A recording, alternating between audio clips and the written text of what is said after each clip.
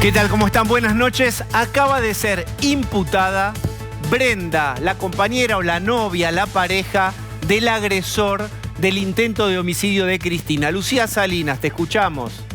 ¿Qué tal, Diego? Buenas noches. Se conoció finalmente la imputación formal que la justicia formuló sobre Brenda Uliarte y la misma dice que se la acusa de haber intentado dar muerte a la vicepresidenta, contando para ello con la planificación y acuerdo previo con Fernando Sabac Montiel, que fue el primer detenido y el primer imputado en este expediente, porque es la persona que empuñó el arma, la Versa calibre 32, contra la vicepresidenta de la Nación.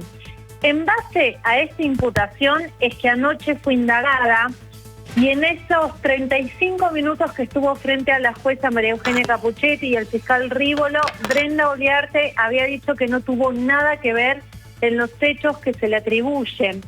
Y su pareja, que se negó a declarar, pero pidió decir algo antes de retirarse del despacho de la jueza, quiso salvarla de esta situación y dijo: Brenda no tuvo nada que ver y yo tampoco. La justicia no les cree, los dos están imputados y acusados de haber intentado matar a la vicepresidenta de la Nación. Muchas gracias, Lucía. Bueno, ustedes acaban de ver, acaba de ser imputada Brenda. ¿Escucharon lo que dijo el papá de Brenda, el tío de Brenda? Todos hablando de una personalidad frágil, lábil, influenciable, a la vez que otros dicen, ojo, porque ella tenía influencia sobre Montiel. Hace 5 minutos acaban de ver ustedes el lugar donde vivía Montiel, las condiciones de higiene malísimas, el lugar abandonado, revuelto, con gatos, maloliente. Es desconcertante esta pareja que pudo haber generado un magnicidio, y además en donde vemos en los últimos días, ya se conoce que estuvieron con los copos de azúcar haciendo una suerte de estudio de campo cerca de Uruguay y Juncal para ver los movimientos de la vicepresidenta. Esto es desconcertante para el oficialismo, que en general trata de ubicar al enemigo en la serie que incluye la revolución libertadora, la dictadura, la derecha, y acá aparece un fenómeno nuevo que más que la dictadura pareciera la chifladura.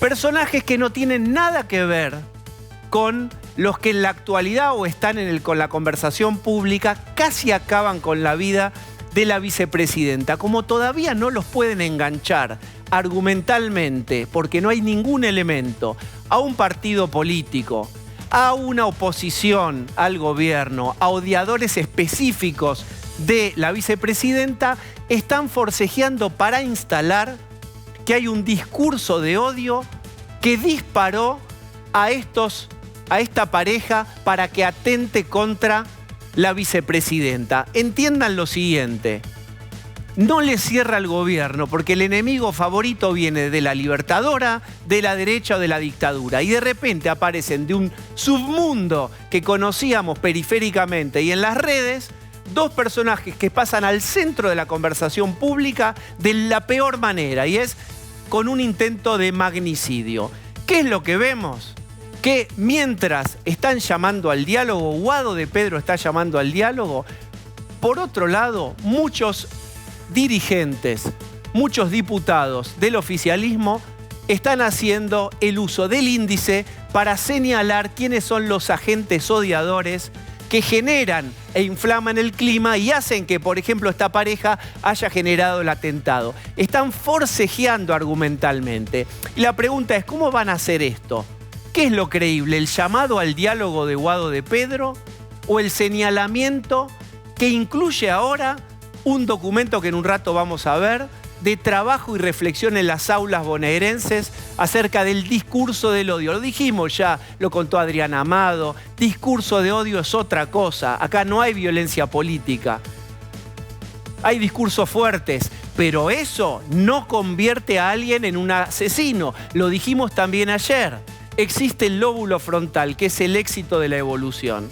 Uno puede fantasear cualquier cosa, que ama o que odia, pero pasar al acto y empuñar un revólver y hacer un plan para liquidar a alguien incluye un punto de ruptura con el lóbulo frontal, con el freno inhibitorio, que no tiene nada que ver con los discursos de odio que intentan instalar que existen y que no existen.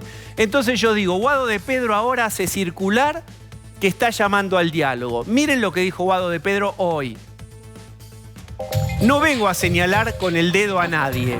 Vengo a proponer con humildad un debate necesario para reencauzar la convivencia democrática. Me parece que es una muy buena intención, pero ¿a qué Guado le creemos? ¿A este Guado que llama la convivencia democrática o al Guado de hace algunas horas que había dicho lo siguiente? Miren, no es un loco suelto, no es un hecho aislado, son 3 toneladas de editoriales en diarios, televisión, radios, dándole lugar a los discursos violentos. Son los que sembraron un clima de odio y revancha y hoy cosechamos este resultado. El intento de asesinato a CFK. Tiene que definirse el gobierno, tiene que definirse Guado de Pedro. O hace así e invita al diálogo, o hace así y señala al odiador. No lo tienen claro. Acompáñenme. Cecilia Bufflet, ¿cómo estás? ¿Cómo le va? Pablo de León. ¿Cómo te va? Jessica Bossi. Buenas noches. Y Osvaldo Bazán. Buenas noches. 2 situaciones en paralelo. El mismo dedo es usado para señalar y para invitar. ¿Qué movimiento del dedo, en qué movimiento del dedo creen ustedes?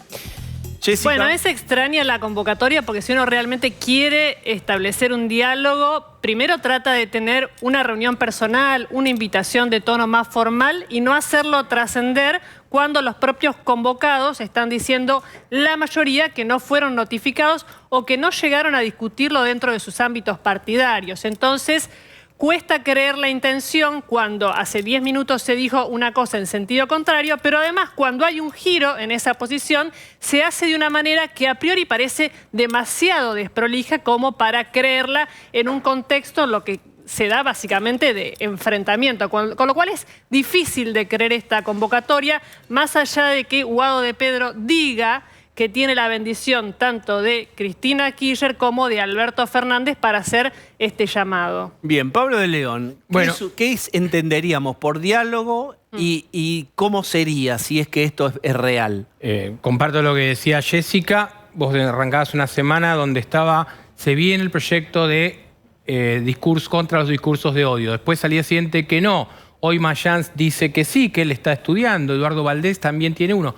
Esto es lo que pasa en el oficialismo. Hay un llamado a un diálogo en el cual Cristina está enterada, que es la vicepresidenta, y Alberto Fernández no está enterado de un llamado al diálogo porque cuando circula esto, el presidente no estaba al tanto. Eso es lo que pasa en el gobierno del Frente de Todos. Yo saludo claramente lo que vos marcabas, que el ministro del Interior haya dicho una cosa y ahora diga otra cosa, que no quiere señalar con el dedo a nadie y que quiere un diálogo. También tiene que ver con esto la reunión esa que contábamos la semana pasada, después del tema de las vallas, entre Jorge Macri y Marcelo D'Alessandro, el ministro de Seguridad, con Guado de Pedro y Aníbal Fernández, que fue una reunión muy dura, en el cual desde Juntos por el Cambio asignan a Guado al más duro, diciendo que si pasaba algo con Cristina, iban a salir más o menos a romper todo. Entonces, evidentemente, es saludable que de esa posición estemos ahora. Pero yo te auguro que este diálogo no va a ningún lado porque hay 3 dirigentes de los que hablaron, de todos los que hablaron, que reconocen y que aceptan que se diga que lo llamaron. Gerardo Morales, que es el presidente del radicalismo, pero que es un hombre abierto, que reconoce, acá lo ha reconocido, que es amigo de Massa. Emiliano Jacobiti, la mano derecha, el operador político de Martín Lustó, y Facundo Manes. Después, nadie más de la oposición quiere que digan que lo llamaron, porque evidentemente hoy la cuestión de un diálogo entre este gobierno que te acusa por los discursos de odio y este llamado raro, nadie quiere saber nada. Niegan, no solo que no quieren que se sepa, que yo no sé si efectivamente ocurrió ese llamado, pero por ejemplo, en el caso de Patricia Bullrich y de Cristian Ritondo, que ellos dicen somos las 2 vías institucionales para que llamen, claro. ellos dicen no nos llamaron. Claro. Digo, niegan. Pero además el llamado. diálogo se ejerce más que se Por supuesto. enuncia, ¿no? Y si vos querés diálogo político, de verdad lo que haces primero es arreglar que te van a responder que sí, saber que el otro va a estar ahí, definir dónde te vas a sentar y después se lo comunicas a los medios. Porque si no, lo único que estás haciendo es generarle una interna o generarle un problema a la oposición cuando lo que estás difundiendo es que tienen que tomar una decisión sobre algo que les está proponiendo el gobierno, ¿no? Pero además el diálogo no es como, voy a decir una cosa de viejo, pero no es un sea monkey que lo pones en el agua y sale. Digo, es algo que se hace a través del tiempo. Y, no tenemos idea de lo que habla, ¿no? Sí, tienen idea. No tengan nada. Nunca supe lo que... Era una cosita que venía, lo ponías en el Los agua y salía. fantásticos monstruos marinos. Exacto. Véalos crecer en su pecera. Todos pelearon y a nadie le funcionó. Pero lo cierto es que esta pregunta que vos hacías, ¿le creen? Digo, porque este es el tema. El tema Eran es, los monos marinos. Ahora me cambiaste el eje completo. Se llamaban monos marinos. Era solo un Tomá, toque. ahí está, vamos. Era solo un toque. Lo que quería decir es que no es así, no funciona de manera espontánea. No es que echás el polvito y aparece el diálogo. Efectivamente, Y esto es vos así. preguntabas si creen en esto que está pasando. Digo, el tema es la credibilidad. Y el gran problema que tiene el gobierno, que no lo tiene ahora, que lo tiene hace mucho tiempo, es la credibilidad. No se creen las medidas económicas. Gran parte de la población no cree en lo que pasó el jueves pasado a la noche, por más que lo vieron por televisión. Entonces, si el problema es la credibilidad la construís a lo largo del tiempo.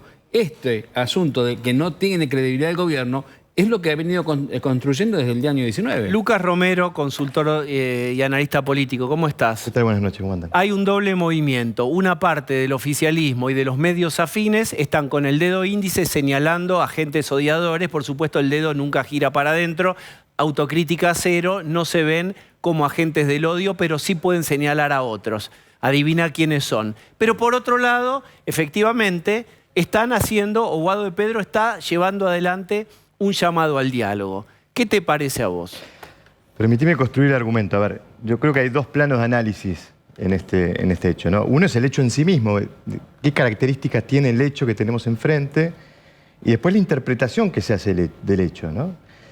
Respecto a lo primero, tomo cosas que dijiste en la editorial. Efectivamente, la información que tenemos, que es parcial, pero ya tenemos algo de información, nos habla de que no es un hecho de violencia política, y eso es importante remarcarlo. No hay un sector político, un grupo político que deliberadamente haya querido producir un hecho de violencia para conseguir un objetivo político.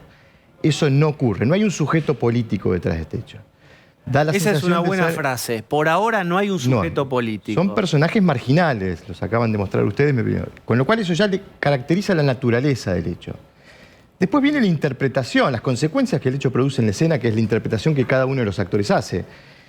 Y ahí un poco la secuencia que venimos viendo es muy precipitadamente, porque no pasaron 3 horas del hecho y el presidente ya ofreció un marco interpretativo del hecho. Dijo en su cadena nacional del jueves por la noche, hay discursos de odio de sectores políticos, mediáticos y judiciales que producen violencia. Ya interpretando, forzando una interpretación de que el hecho había sido producido por esos discursos de odio, mensaje que se amplificó mucho en la marcha del viernes pasado. Pero y después otros funcionarios súper importantes dijeron esto largó con Luciani, esto no hubiera existido si no existiera Después hubo vialidad. conexiones mucho más sofisticadas, sí, claro, que estaban vinculando, insisto, a sectores políticos, judiciales, mediáticos, como instigadores del hecho.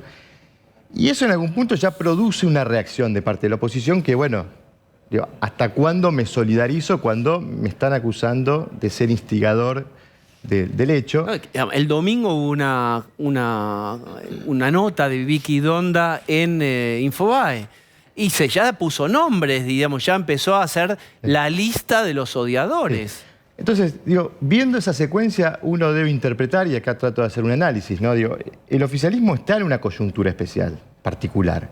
Este es un oficialismo al que las cosas no le están saliendo.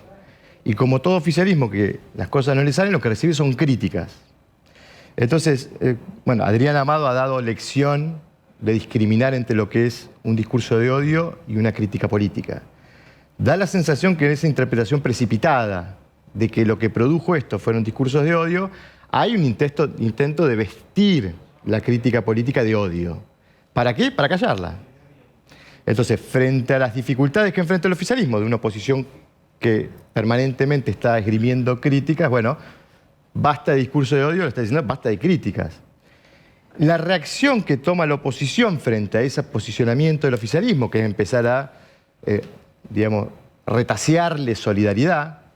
Hay una sesión convocada mañana en el Senado para expresar repudio, a la cual la oposición no va a ir, porque entiende que el oficialismo intenta profundizar esta línea Pero además ya se interpretativa. expresó el repudio, ya se repudió mucho y de un modo generalizado y contundente. Entonces ahí, digo, y ahora tomo lo de Guado de Pedro de hoy, que me parece que va en la misma línea, ¿no? La primera etapa de interpretación que quiso poner el gobierno sobre la mesa es: acá hay discursos de odio que produjeron este hecho.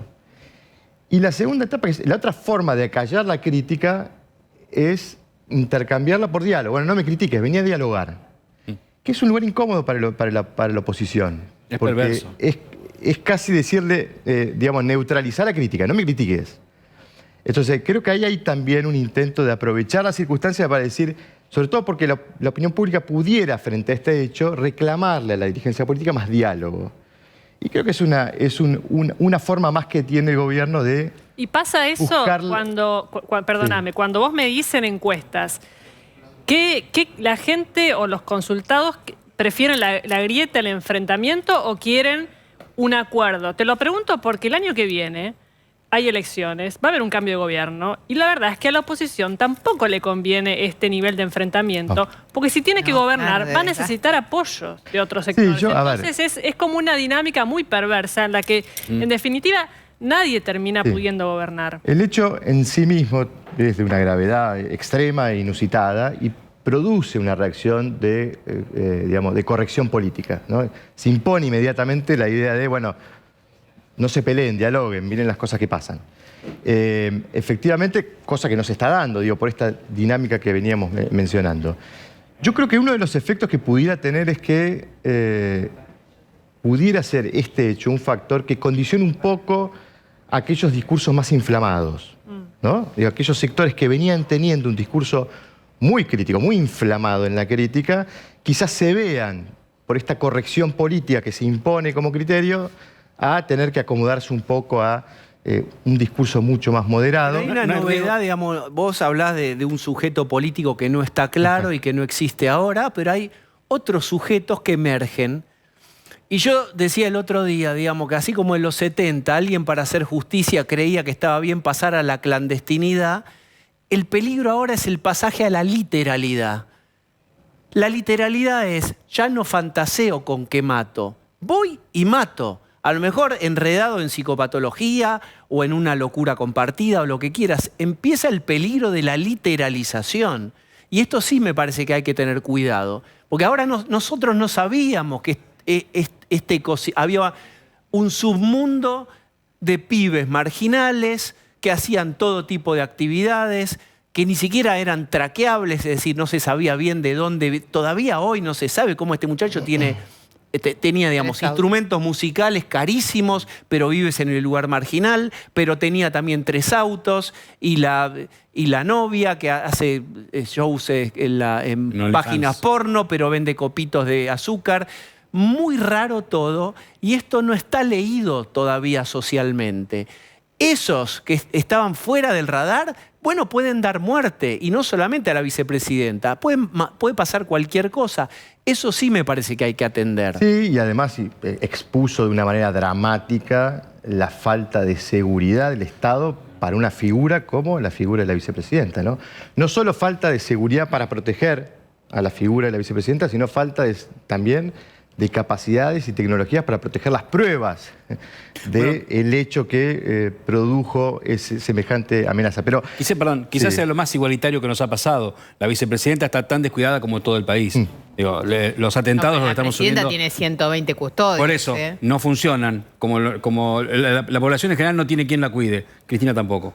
sí, y los límites también entre lo institucional y lo no, porque ayer lo mostraba, creo que Nicolás Guiñazque en su programa, cómo funcionaba una guardia que en realidad responde a la cámpora, que es la que le provee de seguridad y no el propio Estado, que debería ser para una figura vicepresidenta. Sin embargo, y uniendo lo que vos mencionas, el llamado al acto en el Parque Lezama del sábado tiene una frase que es: el pueblo la cuida o la militancia la cuida. Mirá cómo es exactamente.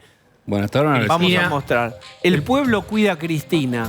Cristina cuida al pueblo. Bueno, esta frase que carga una omnipotencia feroz debería estar en cuestión porque ni la militancia, con las pecheras, con la organización, con los turnos que se iban, las rotaciones de turnos, etcétera, ni la propia custodia pudo evitar esto. Y es la inteligencia hasta ahora de una pareja de seres no demasiado iluminados, para ser cuidadosos con las palabras, y poniéndose un cartel de somos sospechosos, vendemos en pleno siglo XXI copos de azúcar. Igual, estamos en el zoológico en los años 60. Es rarísimo. Igual yo lo que ¿entendés? digo es esto que se usó, esta figura que no es así que es mía, de sommelier de discurso que se usó en estos días. Yo lo que digo es, si aparece una dirigente como Vicky Donda que conduce el INADI, ni más ni menos, y dice, los que construyen el discurso de odio son Mauricio Macri, Patricia Bullrich, López Murphy y los periodistas. Aparecen otros periodistas de otros medios diciendo tal periodista, no quiero hacer nombres propios, tal periodista, son odiadores, construyen discurso de odio. Esto también da lugar a que un loquito del otro lado pueda hacer una barbaridad. De hecho, en mucho tiempo eran invitados e iban a las plazas o a las paredes a escupir fotos de periodistas o de opositores. Entonces, este es el riesgo de toda esta historia. El discurso de que un marginal, porque esto vemos esta banda de lúmpenes, sean de un lado, de un pensamiento distinto, sean de un pensamiento del otro, es riesgoso para Argentina, en el marco del cual la seguridad no existe, porque vemos lo que el cachivache que es la Policía Federal. Y también la falta de previsión. Pues, por ejemplo, ¿se acuerdan cuando asumió Massa? ¿Se acuerdan el ingreso a la Casa Rosada? Que Sí, le golpeaban el auto. desbordado. Enfrente de la Casa Rosada le golpeaban el auto a los funcionarios que también ingresaron antes. Ahora, Rompieron yo no sé un vidrio sí, en el... fue terrible, pero digo, estaba en la Casa Rosada. O sea, debería ser el lugar más custodiado después de Olivos, porque ahí estaba el presidente, estaban todos los funcionarios del gobierno. Asumía el superpoderoso Sergio Massa en ese momento y le pasó eso. Digamos, ahí hay como una liviandad respecto de dos cosas. De la custodia de los funcionarios, pero por otro lado también de no medir esto de la gente que con un celular... No todo el mundo, porque en ese caso eran 10 personas que iban ahí, después iban al Congreso, era como el mismo grupito, pero te puede agarrar y generar un hecho viralizando un video que a lo mejor son 10 personas. Yo no sé si estoy tan de acuerdo con que este grupo que surge ahora tan extraño sea algo frecuente en la sociedad y que cualquiera de estos chicos que tengan este estilo, medio metalero, Pero medio yo no dije que fascinado por... todo aquel que se tatúa ahí tiene instrumentos musicales y 3 Sí, remises, yo creo que no digo 2, que no 3, de eso, es sospechoso. pasar al acto, la literalidad de matar es Bueno, absolutamente infrecuente. Pero por supuesto, pero lo que estoy diciendo es la irrupción de gente que no son, como dice Lucas, sujetos políticos y vienen desenganchados de cualquier red político-partidaria y pueden ejecutar desde la piantadura más grande que se te ocurra y con medios absolutamente rudimentarios un magnicidio. Bueno, le pasó también a Alfonsín hace muchísimos años, eso se trató de una manera,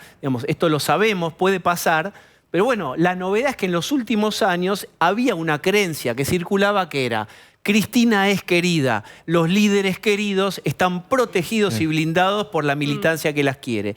Eso generó una situación que ya sabemos cómo terminó. Bueno, la pregunta es, ¿eso cambiará o no? Y te tiro una última, Lucas, es...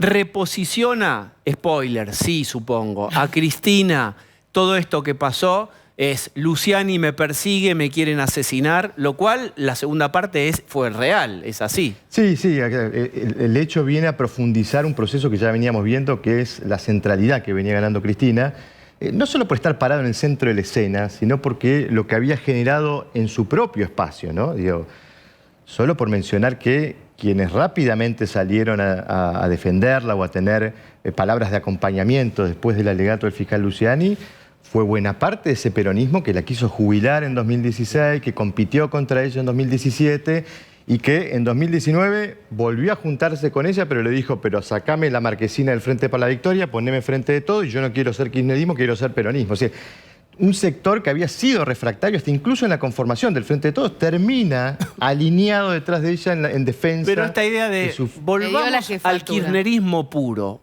basta de...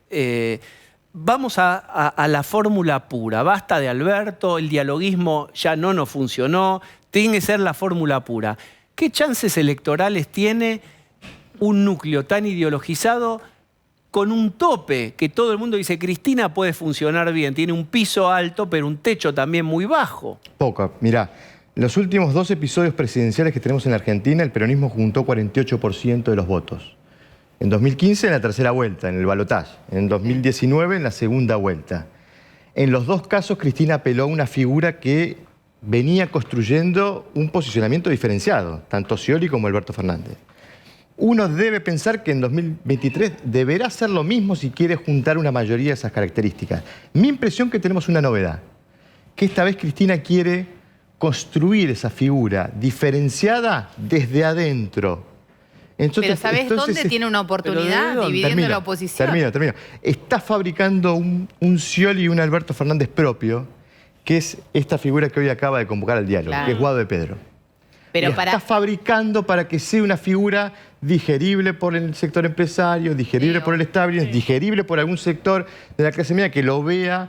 De hecho, es curioso porque lo mandan a Guado de Pedro a ejercer un rol casi absolutamente opuesto a lo que hace el kirchnerismo. Dialoga con los empresarios, dialoga con el embajador de Estados Unidos. Bueno, y dice, te voy a quemar la ciudad. Da la sensación que Cristina se cansó de tener algún moderado pesado. Tercerizar la moderación y ahora la quiere fabricar. Bien. Habrá que ver, pero da la sensación que busca eso. Bien, y vamos a ver qué dice la gente. 1, 2, el truco lo conozco. Gracias, Lucas. No, por Sonará favor. el teléfono. Sonará y diremos aló.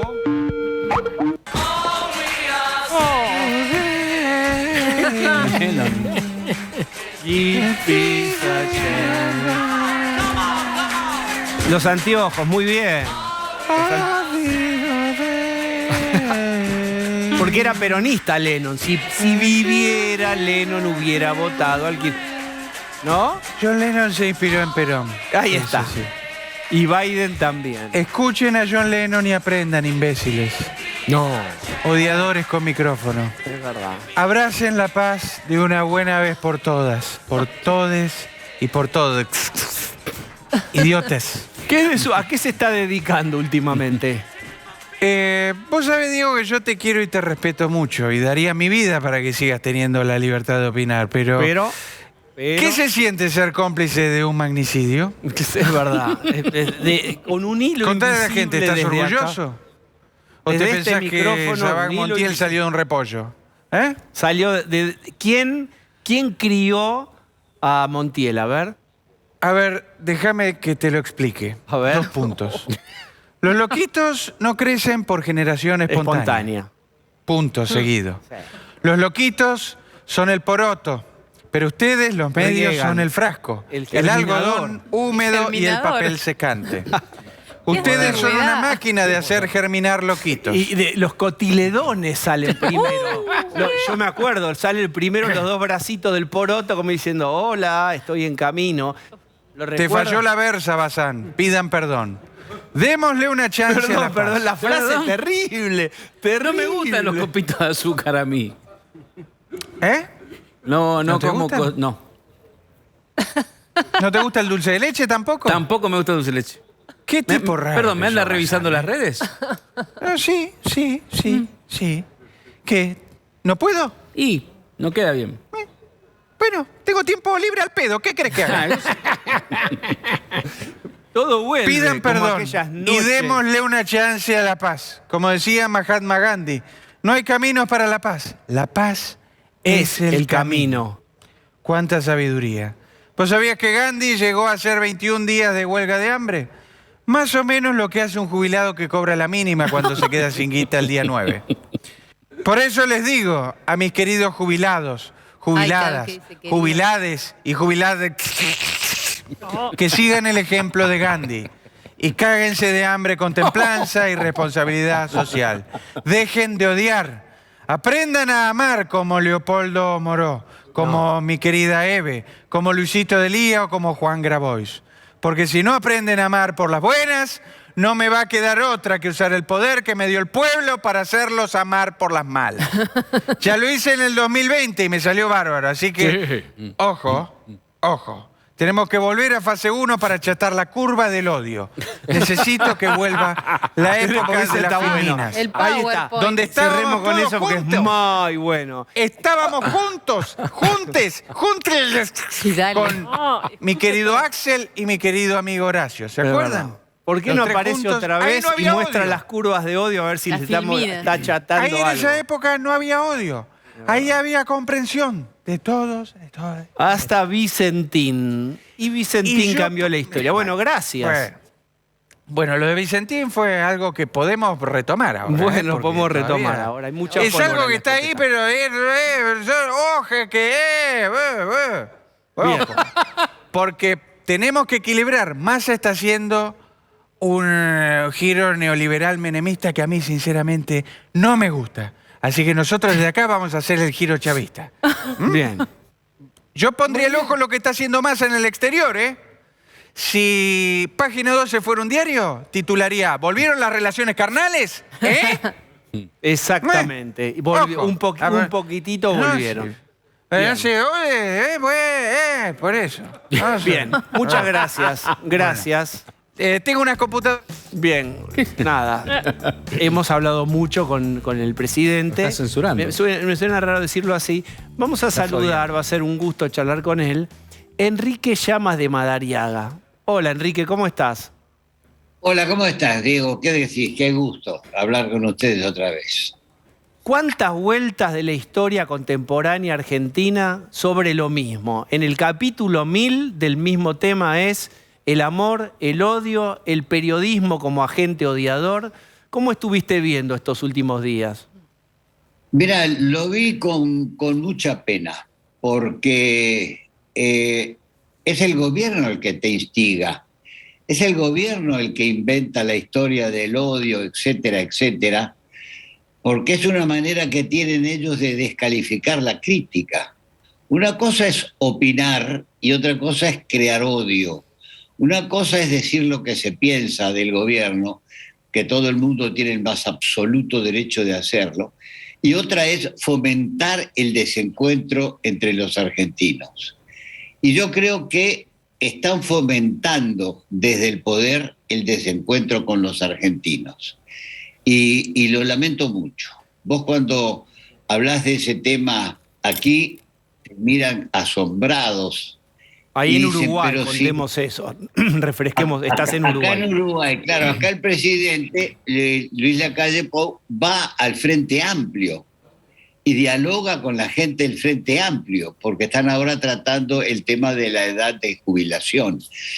Y los del Frente Amplio discuten, no están de acuerdo en casi nada, pero tratan de buscar un acuerdo o una salida común, porque el tema es el país, Diego. El tema es el país, que es lo que se está postergando en la Argentina.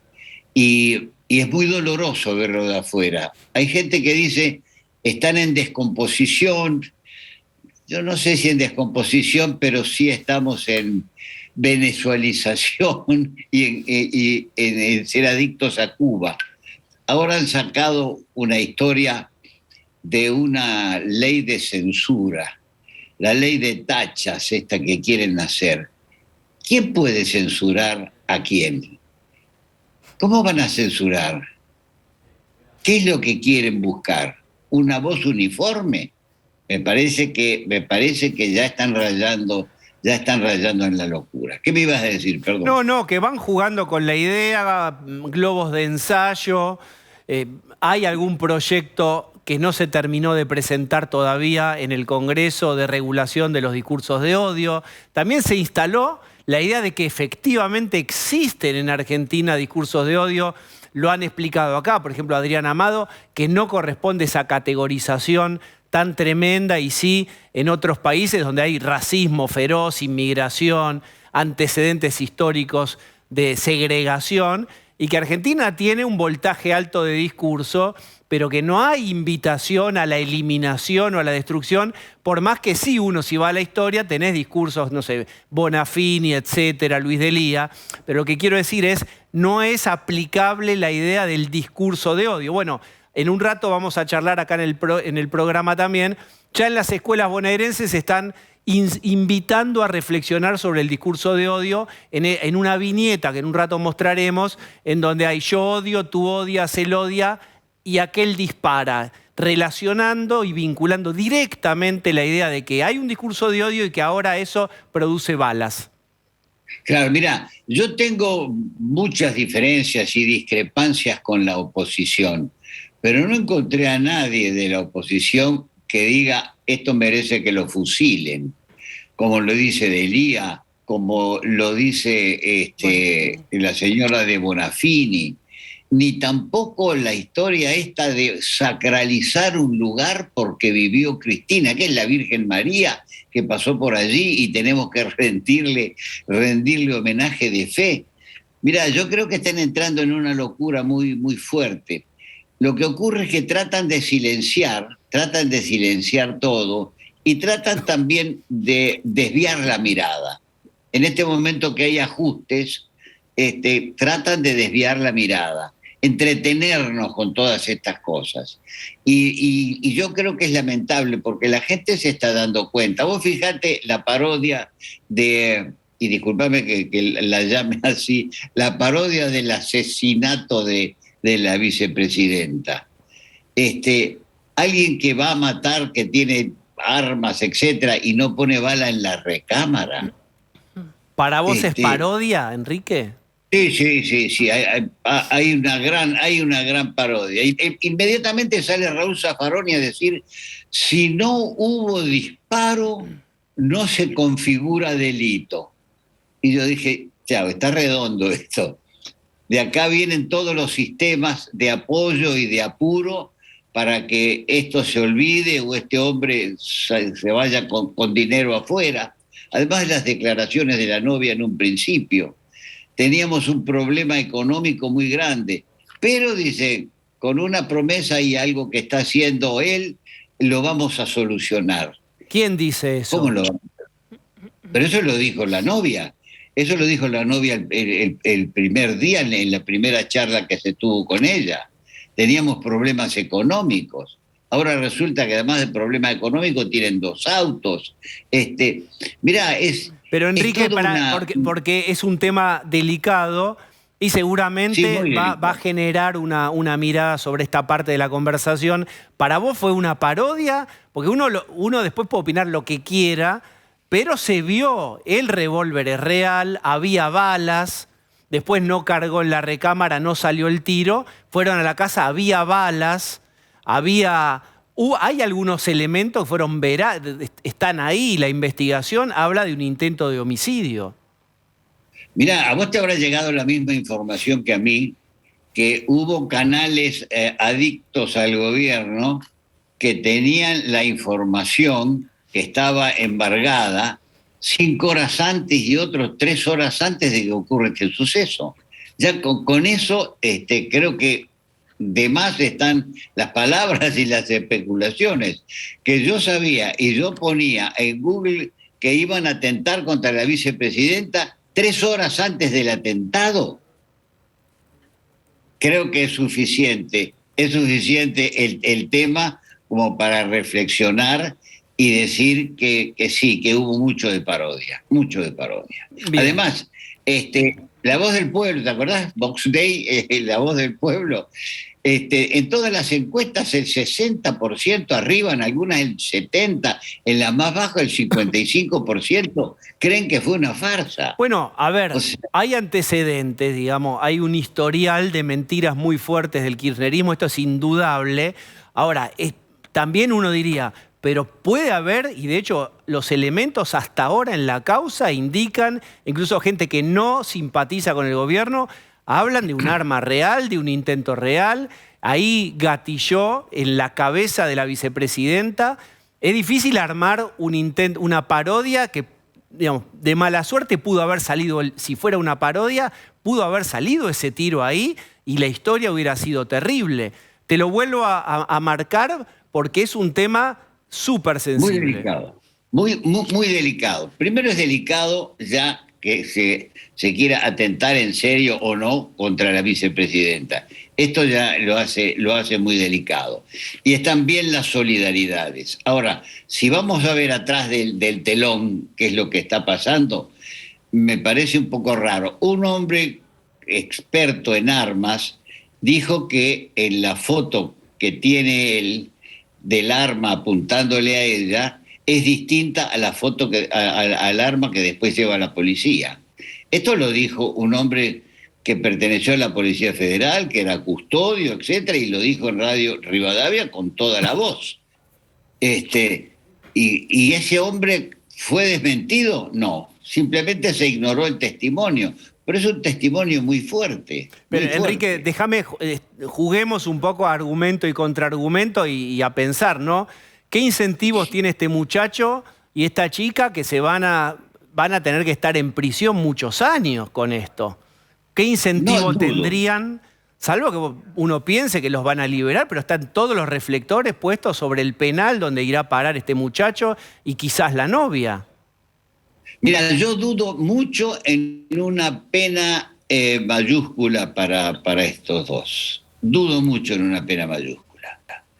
Ya han salido voces que no, que era una pistola esto, que la otra era de agua, que era de aire comprimido, que le sopla el pelo a la vicepresidenta.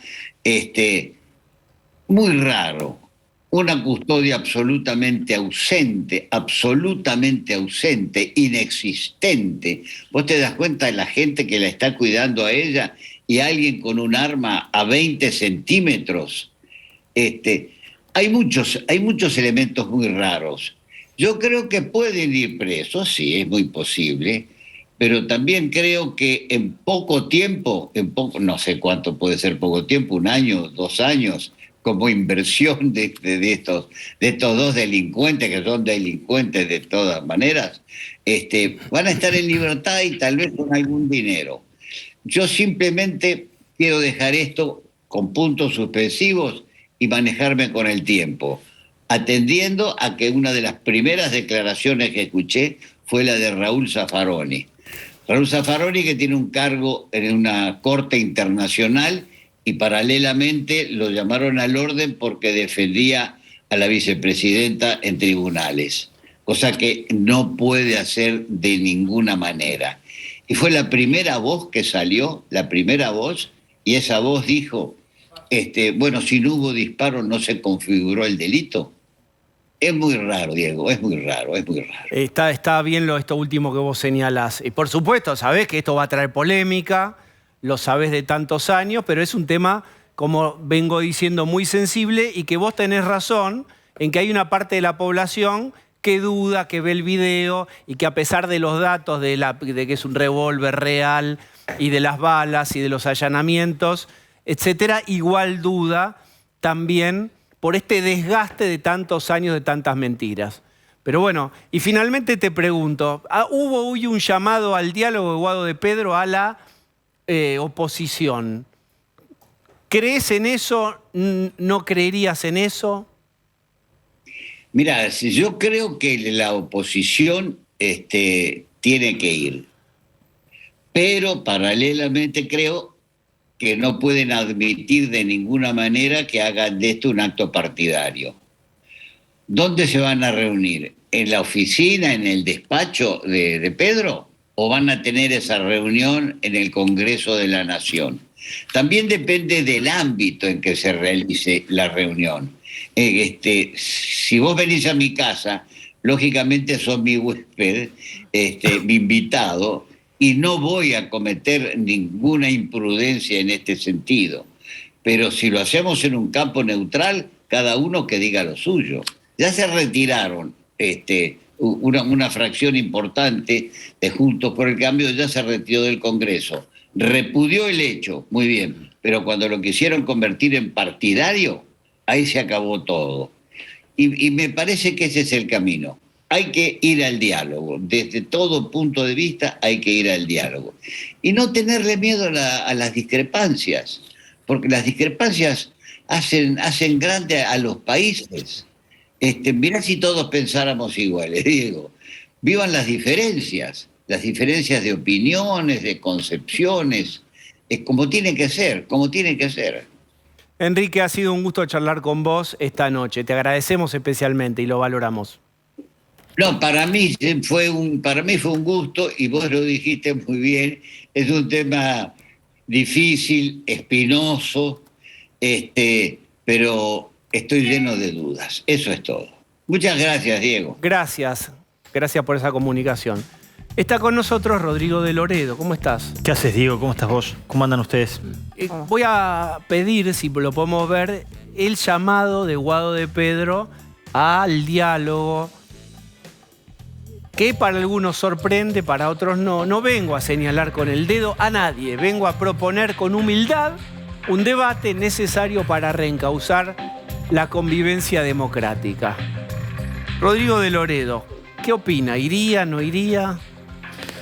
Bueno, a ver, para nosotros la política es diálogo, ¿no? Ellos han hecho un culto y de hecho se auto-vanaglorian de considerar que la política es conflicto en sí, ¿no? A nosotros ya Alfonsín nos enseñaba que la política es diálogo porque el conflicto está insto en la sociedad. Entonces hay intereses que se contraponen y la política tiene que estar ahí en ese ejercicio tratando de conciliarlos. Todo lo contrario de lo que esta dinámica política que son los populismos, todos bien ilustrados por Laclau, que la verdad que es un libro recomendable, La razón populista, incluso para entender el comportamiento. Es la necesidad de construir un enemigo, ¿no? La necesidad de construir el otro como responsable del fracaso de tus políticas. De manera que conceptualmente, todos Juntos por el Cambio, en particular el radicalismo, siempre hace un culto del diálogo. Como hacemos un culto del diálogo, Diego, el diálogo es algo como sagrado, es decir, lo tenés que enaltecer, lo tenés que cuidar, no lo podés manosear. Entonces, por eso siempre somos preventivos. Cada vez que tiene un conflicto grande el gobierno, con un tuit convoca al diálogo. Y vos lo tenés que cuidar, porque el diálogo manoseado es el no diálogo de siempre. Es cuando vos ya perdés la confianza de la jerarquía de la palabra, bueno, después cada vez te prevenís más. ¿Te llamaron a vos? A mí no me han llamado puntualmente.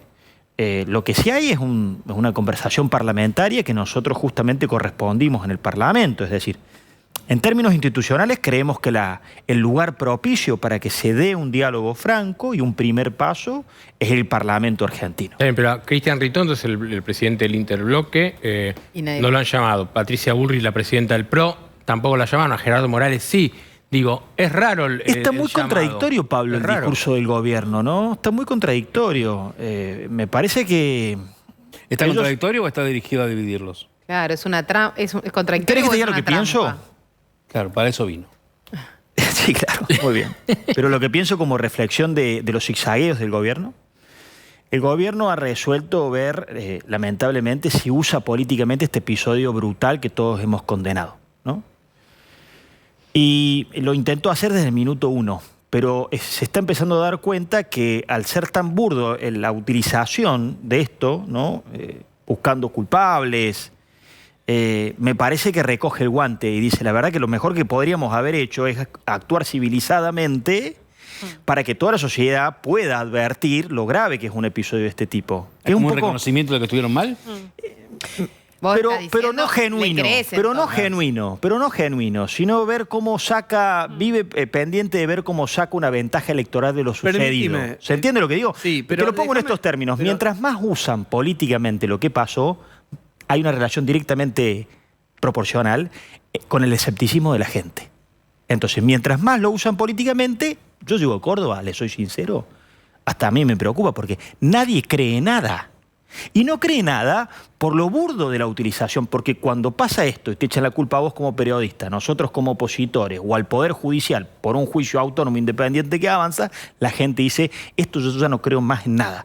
Me parece que el gobierno advierte eso, cambia de táctica electoral, perdón es que sea tan escéptico, ojalá esté equivocado y nos encontremos con un gobierno que en 24 horas hizo una profunda reflexión y cree en los consensos y en el diálogo para adelante. Pero, a ver, déjame hacer un punto ahí y preguntarle a Jessica, a Pablo o al que quiera contestar, ¿por qué llamaría ahora? ¿Qué hace que el gobierno llame al diálogo ahora? ¿Qué incentivo nuevo tiene? ¿Qué pensás, generarle Jessica? un problema a la oposición, porque el gobierno ve la dificultad de la oposición en tomar una posición sobre esta situación.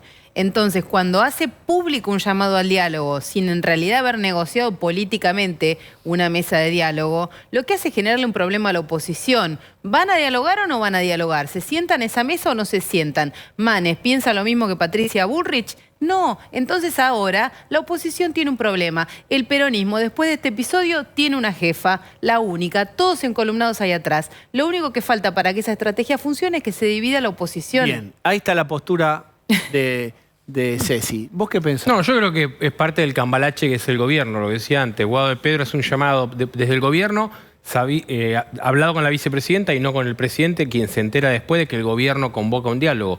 Entonces, hay parte de la confusión de la oposición, pero me parece que es propio de desorganización que es esto. Y me parece que la resolución de la oposición es sencilla. Lo que decía de Loredo, el lugar es el Parlamento, no es ninguna otra, ni la oficina del Ministro de Interior ni la oficina de Alberto Fernández. El Parlamento, llamen a una reunión y no. Pero lo que pasó el sábado pasado fue que tuvieron hasta el último momento que tratar de que borraran discursos de odio de un documento y así avanzó, si no, no avanzaba. El lugar es... Sí.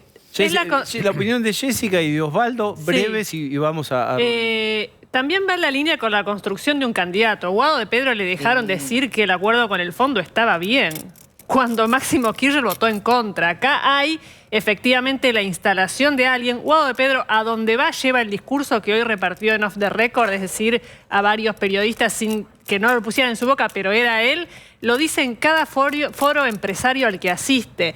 Y va todo lo que puede. Sí, exactamente. Acá está la construcción del candidato. ¿Se puede preparar la declaración de Guado de hace algunos días sobre las 3 toneladas para yo entender quién es Guado de Pedro? El mismo, es eso. Es poder decir las dos cosas a la vez. No es loco suelto, no es hecho aislado, son 3 toneladas de editoriales diarios, televisión, radios, dándole lugar a los discursos violentos. Son los que sembraron clima de odio y revancha y hoy cosechamos este resultado, el intento de asesinato a Cristina. No, pero así construyen un candidato, digo, sumando opiniones contradictorias del mismo candidato. Me parece que eso en realidad, digo, debería ser lo que quiera. Eso en vez de sumar, resta. Porque cada uno... No digo que le vaya a salir bien. Claro, no digo, pero es parte de lo chapucero que está haciendo todo. Rodrigo. Cambian los episodios, lamentablemente para peor, son cada vez más degradantes y dramáticos. Cambian de vez en cuando los actores, debieran de cambiar más los actores en la Argentina porque estamos mal y se repiten los mismos nombres hace décadas, pero no cambian los razonamientos y las discusiones. No es la primera vez que en un conflicto del gobierno hay un apresurado llamado al diálogo. Y la respuesta nuestra, como dice Pablo, es prácticamente de manual. La primera instancia es institucional, entonces es el lugar. ¿Y el qué? El diálogo sobre el qué es el segundo planteo que seguramente todos Juntos por el Cambio, te lo digo de memoria porque bien saben ustedes, Juntos por el Cambio puede haber matices, aristas o lo que fuera, pero no vamos a poner de acuerdo en decir sobre qué quieren dialogar. No, pero mirá que yo entiendo que esa es tu posición, pero Facundo Manes no tuvo la misma posición sobre algún tema sensible. Bueno, Patricia Bullrich se cruzó con Horacio Rodríguez Larreta. Es decir, puede ser cierto lo que dice Cecilia de, bueno, listo, hay lugar y fecha. Yo no sé si hay lugar y fecha, pero si hubiera lugar y fecha, ¿vos creés que sería unánime la respuesta de la oposición sobre ir o no ir? Me parece que mayoritariamente sería el planteo de sobre qué puntos están planteando que nosotros nos tengamos que poner de acuerdo. Si nosotros tenemos una senda de cuestiones muy claras, los problemas de la Argentina, hay que bajar el déficit fiscal, qué vamos a hacer con las retenciones. Vamos a jugar con la imaginación total. También podemos hacer futurología, que es una apasionante ciencia no exacta. Pero digamos, ¿qué deberías, dónde es el lugar y qué tema? Vos me decís, mira, cómo crece la Argentina y si el litio va a ser el motor del nuevo siglo. No, es paz social. Esa es la agenda. ¿Van? Una agenda muy amplia. Tendríamos que tener las prevenciones que no seamos usados. ¿Qué es paz social? Paz social es el comportamiento que nosotros tuvimos cuando, pese a un absolutamente descabellado relato del presidente el mismo día de ese episodio, y tras muchas discusiones que nosotros tuvimos, concedimos dar una sesión porque entendíamos que el Parlamento tenía que dar una expresión fuertemente crítica sobre lo que había sucedido. La verdad que es muy traído de los pelos. Yo celebro el esfuerzo que hace el gobierno con su inventiva y su creatividad, pero es muy traído de los pelos poner a un partido como el radicalismo, que ha hecho de su vida institucional una pelea por la vida, por la paz, por la democracia, de Juntos por el Cambio, por un respeto institucional, ponernos en un lugar distinto. Hay otra sesión ahora de repudio en el Congreso. Sí, mañana en el Senado. Pero no va, porque la llama el Senado, pero aparentemente Juntos por el Cambio no acompaña, con lo cual no habría quórum para eso. Pero ya hubo repudio en general. En la Cámara de Lo que pasa es que no en esto es lo que sesión. yo decía al principio. El gobierno, desde que empezó el conflicto con las vallas, y bueno, obviamente que agrava con este episodio, insisto, absolutamente repudiable, tuvo una decisión. Hay dos grandes rumbos del gobierno. Está el rumbo económico, que es un plan de comprar tiempo, que podemos hablar. El plan de Sergio Massa es un plan compro tiempo. Todas las decisiones son patear un poquito todo más para adelante. Ahora el hot sale con el agro. Toda una cuestión para que los problemas se te sucedan el año que viene. Y el otro plan es que la verdad no tenga que ver con la realidad, ¿no? Jugando con las palabras del peronismo. Aprovecha un episodio para ver si construye nuevamente, se reconstruye una narrativa nueva. El peronismo proscripto era antes de esto, el discurso del odio, de vuelta una narrativa para que los argentinos estemos discutiendo cosas que no tengan que ver con los problemas más acuciantes. Dos grandes cursos de acción. Siempre han actuado así. En lo económico, la mirada electoralista. No pagar costos y ganar tiempo, patear los problemas para adelante. Podés desandar cada una de las decisiones de Massa. Trae futuro a presente. ¿Qué hace con los impuestos? Adelanto de ganancia. ¿Y qué vas a hacer cuando tengas que cobrar el adelanto que te cobraste antes? Otro adelanto. ¿Qué haces con la producción? ¿Liquidás la soja que tenés ahora? ¿Vas a producir más? No, olvídate. El mensaje que además mandas al sector agroexportador es muy claro. Yo tengo soja, esta vez no la voy a liquidar porque si presiono me van a dar un dólar de 200. ¿De quién era la frase? ¿Era de Néstor? ¿Gobernar es emparchar? ¿Ustedes la escucharon? Sería un sincericidio como el de Mayans directamente. Pero va a haber paz social. Un poco en chiste decían eso, sí, claro. Tristemente para la historia argentina. Y el otro curso de acción es esta nueva narrativa que se quiere construir, ¿no? El discurso del odio, que básicamente irradia odio y es políticamente, democráticamente es muy peligroso. Muy peligroso. Porque ¿qué estás incitando si decís que la prensa... ¿Qué tenemos mañana si le pasa a algún periodista? Si hay gente que está señalando que el ejercicio de esa prensa puede haber sido causante de un episodio de esta gravedad. Bien. Rodrigo, muchas gracias por haber venido. No, gracias hoy, a ustedes. Vamos a hacer una tanda.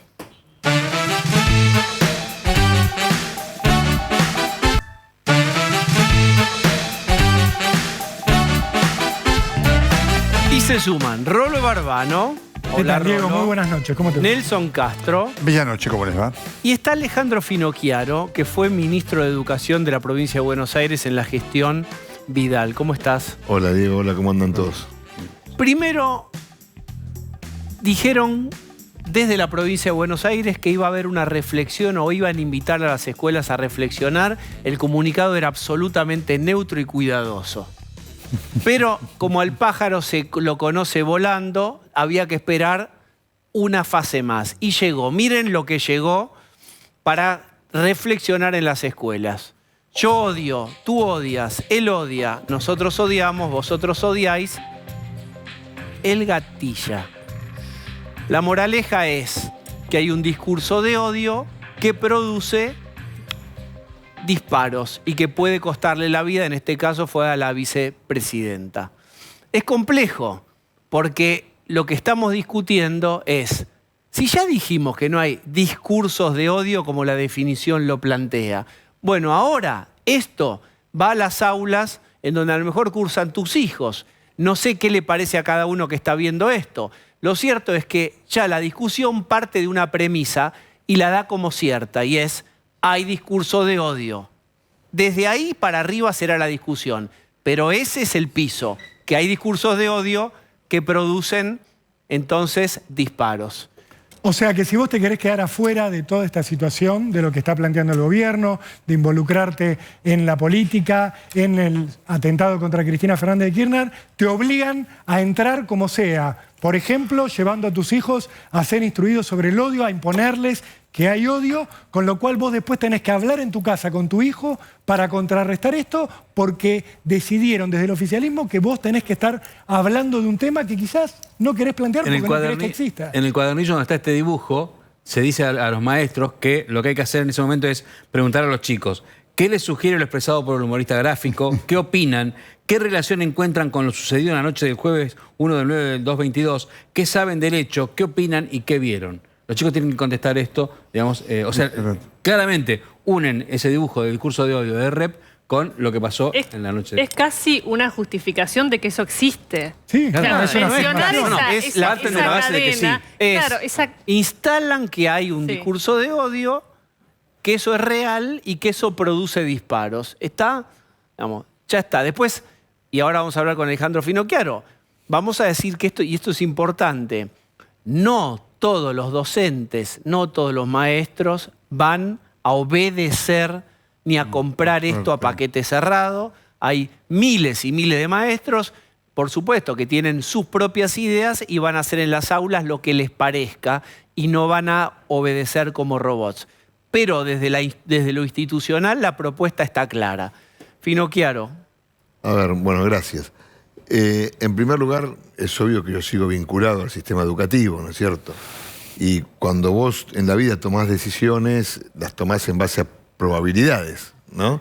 Entonces, cuando yo veo el primer comunicado, ese que vos decís que es bastante aséptico, dije, esto viene por acá, entonces empezamos a llamar a inspectoras, y apareció, porque era obvio que lo iban a hacer. En primer lugar, tenés razón, vos sabés que hubo una pequeña rebelión de inspectoras y de directoras, etcétera, con respecto a esto. No fue tan pacífico, no llegó a la superficie, pero no todo el sistema reacciona de esta manera. Ahora,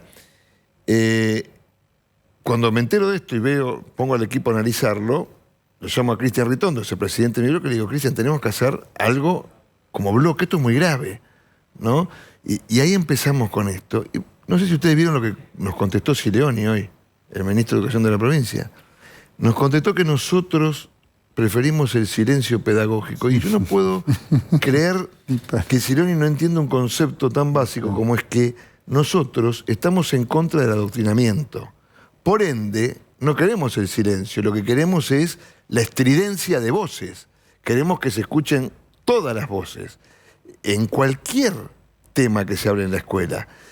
Y la otra reflexión, Diego, que sí me gustaría hacer y quiero trabajarla mucho, en general esto llega por los medios a la gente y los medios reaccionan con radeticho con esta barbaridad. ¿Por qué? Porque es brutal. Pero el adoctrinamiento que hace Cetera, esto está hecho por Cetera, después lo firma Scileoni, pero los autores ideológicos de estos, Balader y compañía... ¿Cómo sabes? Lo sé porque si te entras en la página de Cetera ya estaba. Sí, no el dibujo de Rep, digo, pero estaba la línea, estaba esto. Y porque además vos sabés que yo sostengo que hace 20 años hay ceterismo educativo. El kirchnerismo tercerizó la educación en Cetera. La mayoría de los funcionarios del Ministerio de Educación de la provincia son de Cetera. Sí, entonces, es así. Ahora, el adoctrinamiento se da todos los días y tiene 3 características básicas. El adoctrinamiento no es la opinión de un profesor. Cuando yo iba a la escuela, bueno, tenía su profesor antiperonista, hablaba mal de Perón en historia, pero después tenías una profe de literatura que era más o menos peronista. Esas eran opiniones aisladas, que a lo mejor a uno no le gustaban, a tu viejo no le gustaban, pero el adoctrinamiento, uno, tiene un discurso elaborado y estructurado. No son opiniones aisladas. 2, se baja a las escuelas en forma sistemática, que es un sistema, por ejemplo, lo construye Cetera, lo firma el Ministerio de Educación, lo bajan a las inspectoras regionales, que lo bajan a las inspectoras distritales, que lo bajan a las directoras, que lo bajan a los maestros. Hay un sistema. Discurso elaborado, sistema y periodicidad. Es constante, es todos los días. Lo más obvio son las fechas, las efemérides patrias. Entonces, resulta que es el 24 de marzo, el 2 de abril, el 20 de junio, el 25 de mayo. El 24 de marzo, ¿alguien en esta mesa cree que estuvo bien el golpe de Estado? No. No. En la sociedad argentina, salvo elementos muy marginales, todos entendemos que fue una desgracia el golpe y lo que vino con el golpe, ¿no es cierto? Bueno, ahora... se trabaja y además Macri continuó con las políticas de la dictadura militar. Entonces, y eso... Eso dice... Sí, pasa. ¿Quién pasa dice? Continuamente. Son los cuadernillos, la bola Cetera, que llegan a las escuelas. ¿Eso está impreso en un cuadernillo? son digitales, circulan, digo, o sea, lo que te quiero decir es que nadie puede estar en cada aula, el adoctrinamiento se da ahí, por eso muchas veces nosotros le decimos a los padres, a mí me paran mucho, estoy tomando un café, caminando por acá, yo no, porque a mi hijo, ¿y usted qué hizo? No, nada, tiene que ir y hablar con la maestra, de buena manera, con respeto. Si a usted no le gusta la explicación de la maestra, hable con la directora, y si no, hable con la inspectora. A ver, Nelson. Bueno, esto forma parte de esto abominablemente inmoral que hace el kirchnerismo de no tener límites. Es tan burdo esto que además está tan mal hecho, ¿no? Que además nadie se dio cuenta que se incluyen, porque dicen nosotros odiamos. Ellos se incluyen como parte de este fenómeno. Pero esto es producto de la irracionalidad. Por eso cuando yo digo que el kirchnerismo es una desgracia... Bueno, pero ahí yo no estoy de acuerdo con la confirmación o la aseveración, pero en el peor de los casos, por lo menos es la primera vez que escucho la primera persona del plural decir nosotros como parte del problema. Un disparate. Sí, bueno. Por eso digo, cuando digo que es una desgracia, y por supuesto nadie tiene por qué estar de acuerdo conmigo, hablo de una descripción de la turbación del pensamiento lógico. Claro. Esto es lo que tiene el kirchnerismo. Porque esto es ilógico. ¿Cómo luchás contra eso? Un ministro como Silioni, que es un hombre que uno conoció con sensatez y demás, pero ¿cómo no se da cuenta de esto que lo transforma en alguien indigno frente a él mismo? ¿No es cierto? Hacer estas cosas tan burdas, ¿no? Frente a lo que representa la necesidad de efectivamente contar las cosas como son y generar una discusión sobre el tema en forma abierta y no usarlo políticamente, cuando paradojalmente, además, en la escuela tenemos enormes problemas de enseñanza básica, elemental. Digamos, por eso cuando digo es una desgracia, es esto, es decir, cuando vos utilizás todo en pos de un único objetivo, que es ver cómo vos te adueñás del poder, lo que sufre, lo que viene, es un sufrimiento brutal para el país que anula y destruye todo. Bueno. Es una invitación a la reflexión. Te hago dos preguntas en una. ¿Estás de acuerdo que había que hacer o no había que hacer en las aulas una reflexión? Agrego, ¿es normal por hechos de la vida, digamos, institucional, argentina, que se invite a una reflexión? ¿Cuáles recordás? Y en tal caso, ¿cuál era una contrapropuesta más razonable? A ver, en primer lugar, sí, yo estoy de acuerdo, porque además pasa que toda cuestión de la realidad que sea importante entra en la escuela. Lo que tiene que hacer el docente es que entre en la escuela, decodificarla pedagógicamente para provocar un criterio abierto en los chicos y que lo puedan discutir. Cosas tan graves como esto que pasó y cosas quizás más banales y cotidianas como el Mundial. A mí muchas veces me preguntan, pero Finocchiaro, ¿usted está de acuerdo con los chicos vean los partidos en el colegio? Sí tiene una lógica pedagógica. Cada alumno, por ejemplo, agarró un país que participa en el Mundial, lo trabajó, lo estudió, y por ejemplo nos damos cuenta de que en un país escandinavo hay un jugador asiático o africano. Entonces, ¿por qué? Porque tuvieron una política de inmigración, de tolerancia, de diversidad. Mirá cómo podemos construir algo lindo con el Mundial. ¿Están capacitados para eso? Sí, absolutamente. Y se debe capacitar, pero mirá, de un juego hicimos una reflexión. Entonces, el Mundial para mí es clave porque digo, el tema del Mundial va a generar una cuestión de unión entre los chicos, ¿no? Los chicos más chiquitos no van a analizar todo eso que usted decía, los jugadores, pero sí van a estar juntos, se van a divertir, se van a alegrar, van a compartir. La otra discusión que yo, insisto, comparto, tiene que darse porque el intento, el que parezca un tipo y le mete una pistola a la vicepresidenta o dos vicepresidentas en una calle, es un tema que tiene que estar en la escuela. ¿Por qué tiene que estar en la escuela? Bueno, es porque llega. Tiene que estar en la escuela porque es un tema de la democracia. La Argentina va a cumplir 40 años de la vuelta a la democracia. ¿Sí? El año que viene. Pablo. Y déjame cerrar. 40 años de una democracia que está claro que es frágil. ¿Por qué? Porque hace un rato discutíamos el llamado al diálogo y no sabemos si es un llamado real o blue. A mí me parece que se tiene que discutir, pero no con el dibujito de rep que habla de gatilla nada más. Vos tenés que ofrecer una variable de cuestiones, de imágenes y de situaciones y que se dé una discusión en las aulas. ¿Pero por qué se tiene que discutir? Chicos, ¿de qué edad tendrían que estar discutiendo esto? Porque Rolo, avalar que la democracia está en riesgo por lo que ocurrió es que ese me parece un poco aventurado. Es que ese es el problema, De igual Rolo. manera que pensar que un discurso de odio llevó a esto. ¿Por qué chicos de 6, 7 años tienen que ponerse a hablar?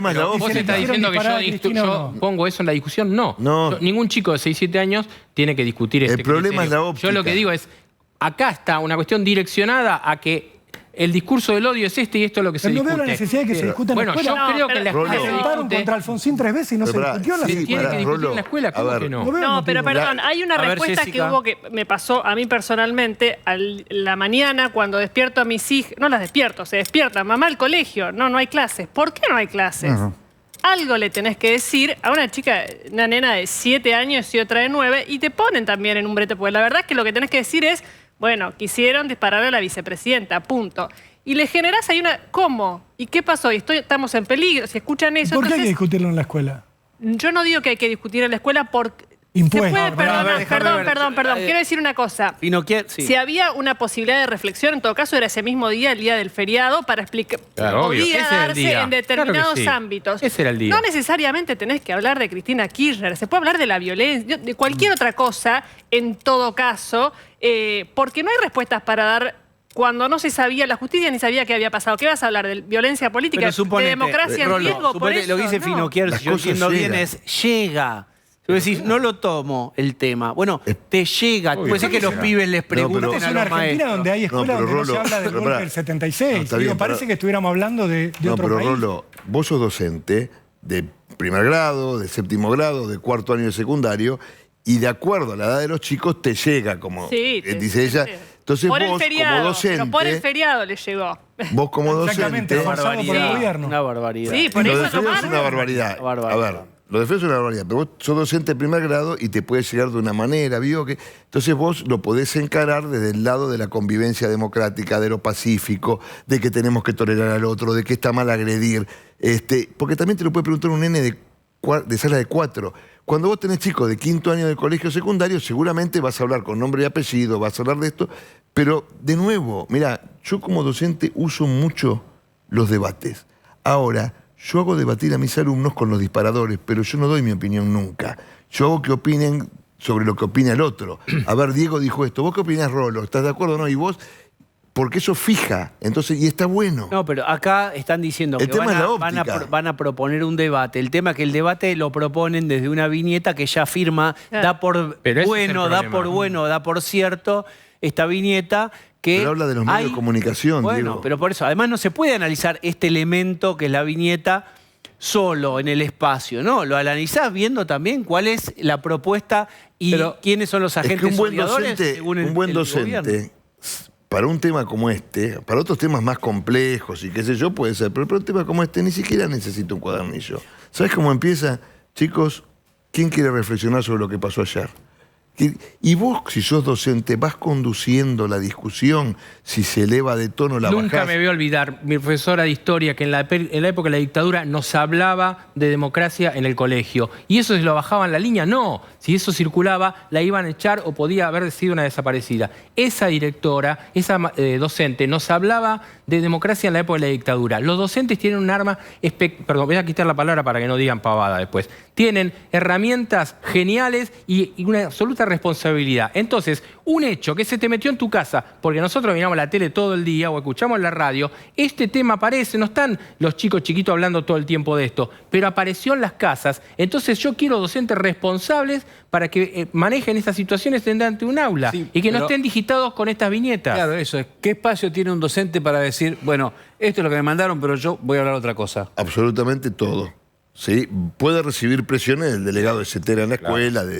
¿La recibe? Sí, claro. La recibe en sala de profesores. ¿Por qué no haces paro vos? La próxima vez que necesites los remedios oncológicos, anda a pedírselo, ¿sabes a quién? A Macri. Esa es una presión. ¿Cómo se defienden los maestros? Como pueden. Nosotros es una situación de mucha presión todo el tiempo. Nosotros los defendíamos, por ejemplo, pero como podíamos, cuando nos enterábamos. Por eso, cuando yo digo, señores, a ver, lo que nosotros tenemos que hacer, el gran conflicto de nuestro gobierno con Cetera no fue por un punto de paritaria. El punto de paritaria se hubiera arreglado fácil. Fue porque nosotros les comunicamos que a partir de que asumíamos nosotros, el Estado iba a conducir las políticas públicas educativas. Y que con ellos íbamos a discutir cuestiones salariales y laborales, que es lo que discute un gremio. Pero que el foco... No los contenidos. El foco iba a estar en los chicos. Porque el sistema educativo, los docentes y las escuelas existimos porque existe un chico que tiene el derecho inalienable de aprender. El derecho humano básico de aprender. Después, si a Baradel le molesta que haya una hora más, una hora menos, qué sé yo, es otro problema. Con Baradel lo que tenés que arreglar es cuánto pagás esa hora más. Si esa hora más va a tener alguna enfermedad profesional, la discutís con médicos especializados. Pero no si puedo o no como Estado dar una hora más. ¿Cómo voy a discutir eso con Cetera? Bien, Nelson. Es muy interesante escuchar esto, porque esta es una discusión absolutamente válida. El problema que tenemos es que esta función es ajena a lo que quiere el gobierno. Al gobierno no le interesa educar. Al gobierno le interesa adoctrinar. Ya lo vimos con el chico del Chaco, ¿no es cierto? Con el tema, ¿se acuerdan, no es cierto? Leonel Schröder, el chico que dijo eso. Entonces, aquí hay un problema, por eso yo insisto con esto.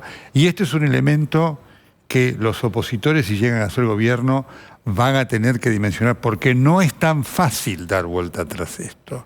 No es tan fácil este germen que ha metido el kirchnerismo, que ha tenido la virtud, entre comillas, de trabajar con una penetración de apropiación de lo público para ir tras sus objetivos.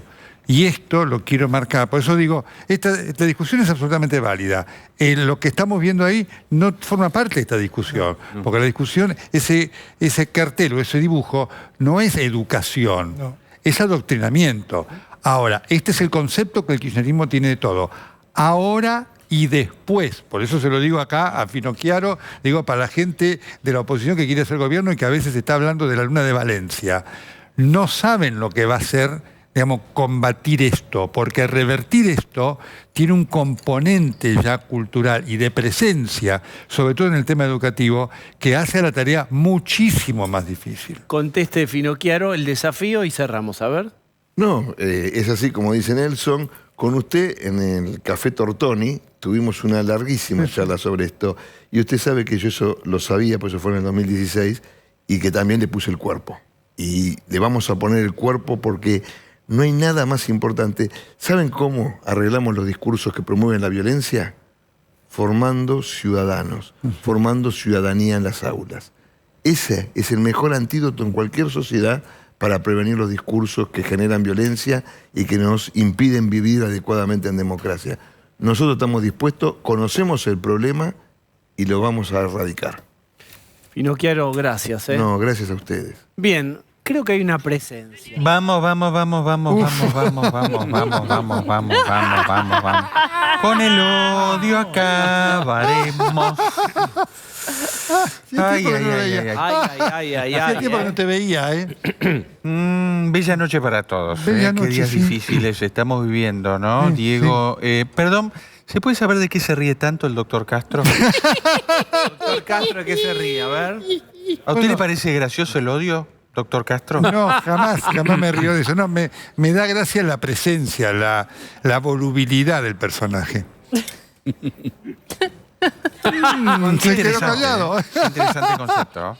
Qué interesante. Estoy empezando a sospechar, por eso me quedo callado. Porque esto es serio. Así que, por favor, pónganme la placa de urgente. A ver. Porque estoy empezando a sospechar, Diego, que el doctor Nelson Castro forma parte de la banda de los copitos de nieve.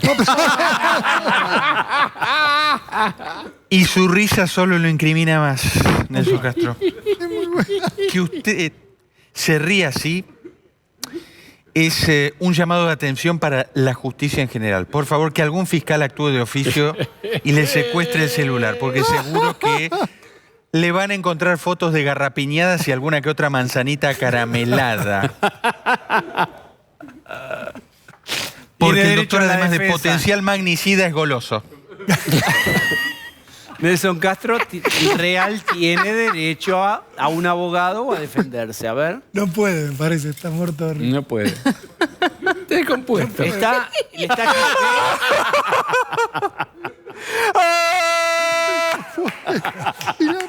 Por favor, seriedad. Seriedad. Basta de risa, por favor, que estamos viviendo horas muy oscuras. Y a vos, Diego, hoy todavía no te escuché repudiar. Tenés que repudiar bien fuerte, porque la violencia no se repudia tibiamente, se repudia a los gritos y controlando a los demás. Basta de usar el repudiómetro y como si fuera el estetoscopio, a ver cuánto de 1 a 10 repudia, y van haciendo el mecanismo psicopático de, a ver, estás repudiando y estás repudiando lo suficiente, pero si ya lo repudiamos. No, otra vez y todos los días bandera media asta. Pero en serio, ¿ustedes creen que esto ya pasó? ¿En serio ustedes se ilusionan con cambiar de tema de conversación? No, señor. Todos los días hay que repudiar. A cada hora hay que repudiar. Mientras tanto, aquí, en la gran ciudad, un nuevo repudio comienza. Sí. De acá hasta que vuelva Cristina, porque esto es muy simple. Mientras Cristina Fernández de Kirchner no vuelva a ser presidenta de la Nación, la democracia estará en peligro. Bueno, escúcheme. Lo único que puede garantizar el Estado de Derecho es que vuelva la jefa sin causas y con una nueva Corte Suprema de Justicia. Ahí está, todo el pedido en uno. Usted está superando a Mayans, ¿eh? Está superando a Mayans. Bueno, por eso ya le envié un proyecto de ley a Mayans para que impulse una ley para regular los contenidos que salen por los medios. Vamos a instalar una especie de minuto a minuto del odio. ¿Cómo sería? Cuando sube mucho el odio en pantalla, sí, el AFSCA, o no sé cómo se llama ahora, ¿cómo es? Enacom. Ah, bueno. Confer, Enacom, qué sé yo. Corta. Como el máximo de velocidad de los micros y de algunos remises que empieza a sonar la sirena. Es un odiómetro. Pi, pi, pi, pi. Cuando está hablando Guillermo Lobo, por ejemplo, cuando aúlla mucho el lobo a la mañana, pi, pi, pi, pi, pi, plum, corta. Y se corta, ¿no? Le cortan la electricidad, la transmisión. ¿Qué le cortan? Sí, directo. Bien. Cuando Lobo empieza con esas teorías locas, ¡pum! Directo. Así. Está muy bien. Así, directo. Bueno, qué pluralidad de voces. Cuando Adrián Ventura a la mañana empieza así con con esa cosa. La Pego está bien, buena onda, y siempre Ventura, no, pero el dólar no va a subir. ¡Pum! Se lo corta. Automáticamente.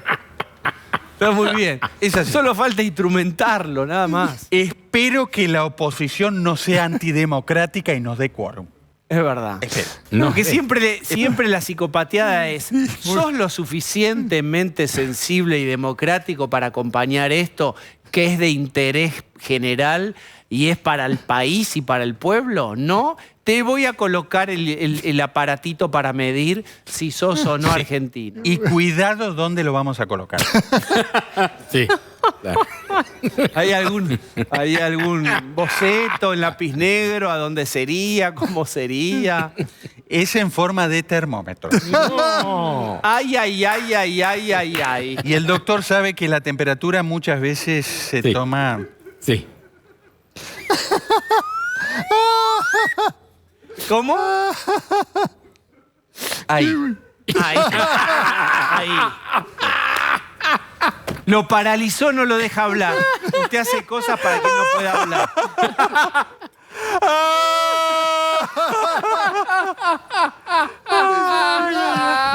¿Qué onda con la... Basta, Nelson K. Basta.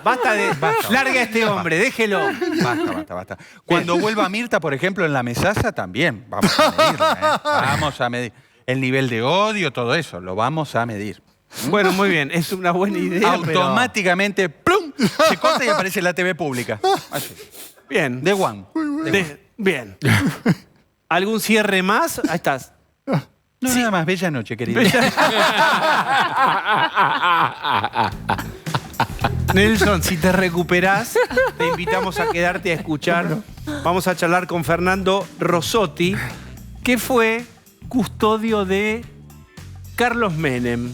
Fernando, ¿cómo estás? ¿Qué tal? Buenas noches. ¿Vos fuiste custodio de qué año a qué año de Menem? Los 10 años del doctor Menem y después seguí como miembro a cargo de la custodia residual, como él como expresidente.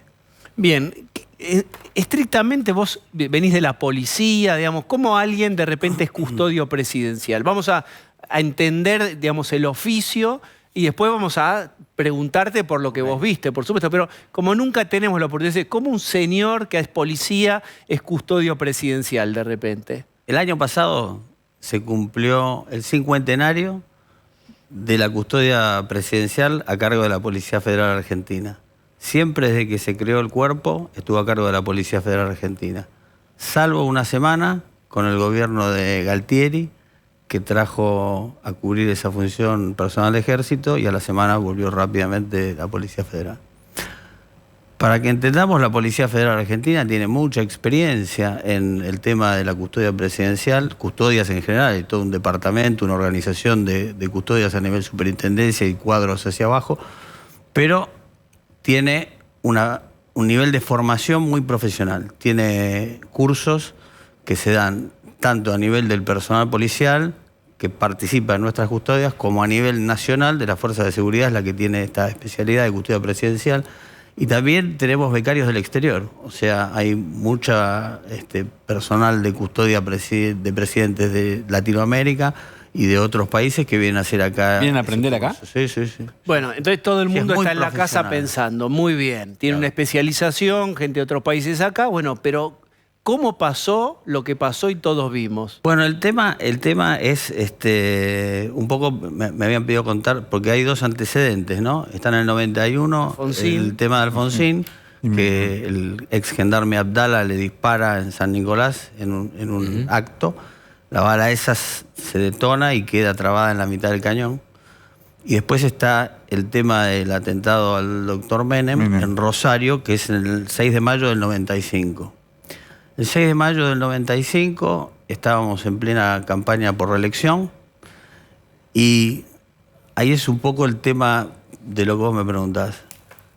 Están todos los protocolos, el personal sabe perfectamente lo que tiene que hacer, está entrenado, lo conoce. Después hay que llevar eso a aplicarlo a la realidad que propone el político, el funcionario, el magistrado, para dar la custodia en forma efectiva. Entonces, no está en ningún protocolo previo, porque los protocolos son en general internacionales. Hablamos de 3 anillos concéntricos, el primero con el personal más próximo, el segundo. Básicamente es detectar a tiempo el estímulo.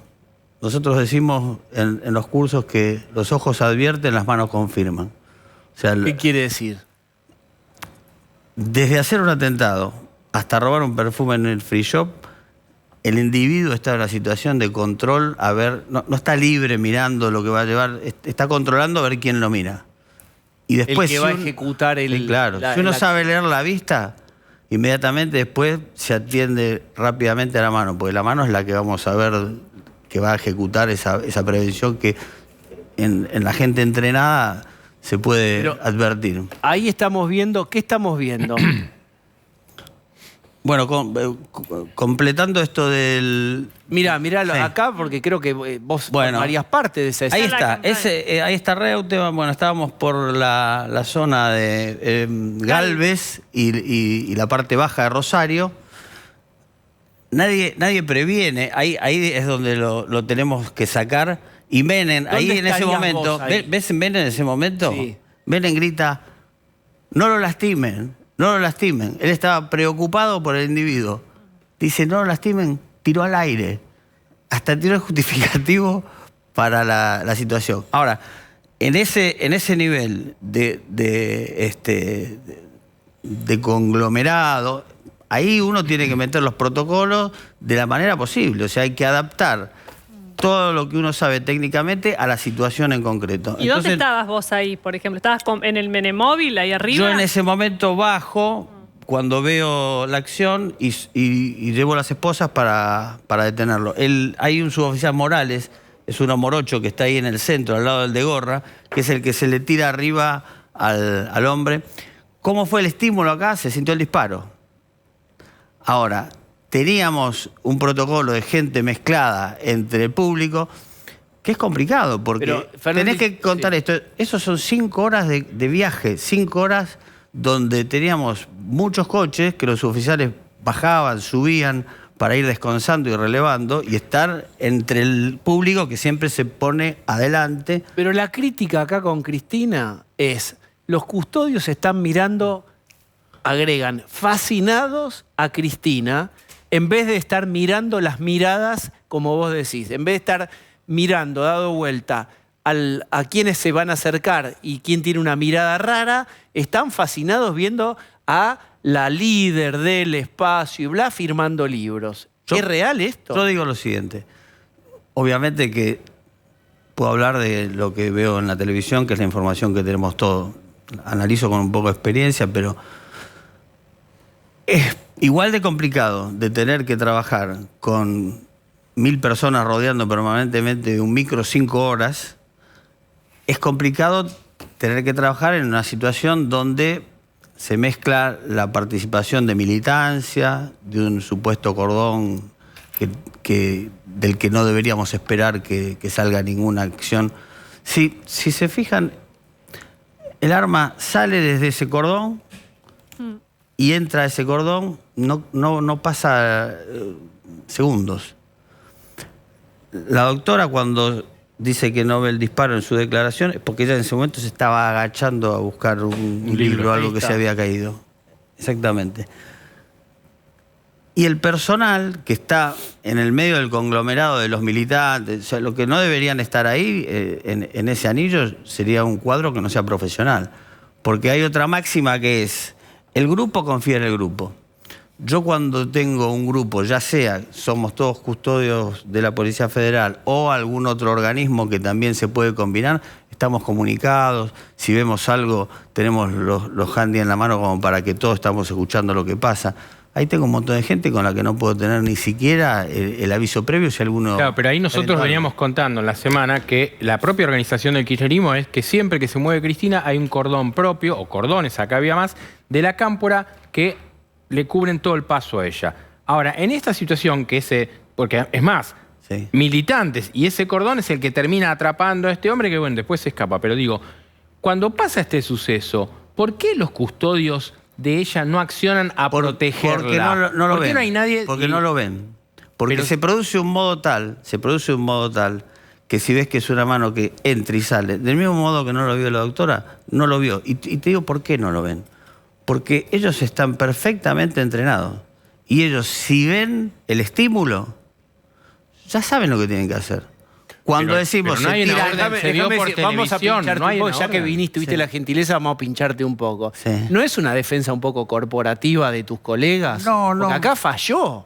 Estrepitosamente falló. No, porque nos pasó a todos cuestiones de este tipo.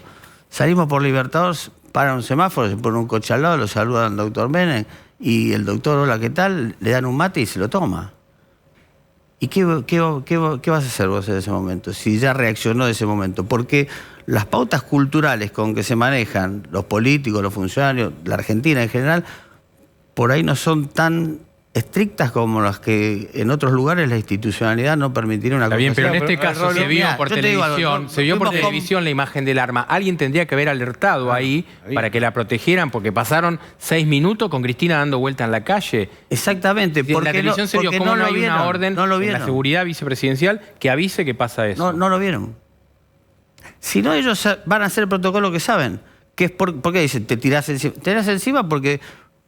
Ya detectado el incidente, pues decís, hay otro metido en la multitud, por eso es tirarse encima, meterlo en un coche y sacarlo rápido. Pero entonces el protocolo tiene una falla, porque si se cumple el protocolo y así todos no lo ven, digo... No se cumple el protocolo porque hay una cantidad de gente que no es policía, no está comunicado, vos no sabés qué... Entonces el problema es institucional porque esa guardia que tenía la presidenta... Ese es un tema que tiene que regular el... Es bastante irregular es bastante irregular eso de la custodia del amor del pueblo, digo. Eso es muy lindo, pero hace falta una custodia de verdad. No, obviamente que en ningún protocolo está contemplado el amor del pueblo y la custodia de este modo. Pero, digamos, lo que vos planteás es medio inmodificable. Lo que vos planteás es, somos latinos, en Argentina son especialmente... Yo el otro día le escuché a un funcionario de seguridad de alta raigambre en la Argentina que dijo, vamos a tener que repensar un poquito esto. Y hay que repensarlo. ¿Rolo? Lo que uno quiere saber es, en un caso como este, ¿no tendría que haber volado toda la cadena de jefatura de la custodia de la Policía Federal, incluso hasta el ministro de Seguridad que la diseñó? Porque acá tenemos un ministro, Aníbal Fernández, que se peleó con otro ministro de Seguridad para quedarse con el monopolio del cuidado de Cristina Fernández de Kirchner, cuando la Policía de la Ciudad no estaba hablando del cuidado de Cristina, sino de tratar de asegurar la tranquilidad y la seguridad a los vecinos de Cristina. Pero él hizo esa lucha, anunció que a los 100 custodios que ya tenía Cristina le iba a poner 20 más. Cuando ocurre algo como así, que vos marcabas como no vieron lo que estaba pasando, ¿no deberían haber una revisión que incluya remover a todos los custodios y plantear seriamente quién está conduciendo? Inmediatamente que ocurre cualquier tipo de evento en policía, y hablo a nivel personal, no es una posición institucional, yo vengo a hablar como abogado especialista en seguridad pública y bueno, un poco la experiencia la tuve de estar ahí, pero inmediatamente se produce un hecho de investigación administrativa.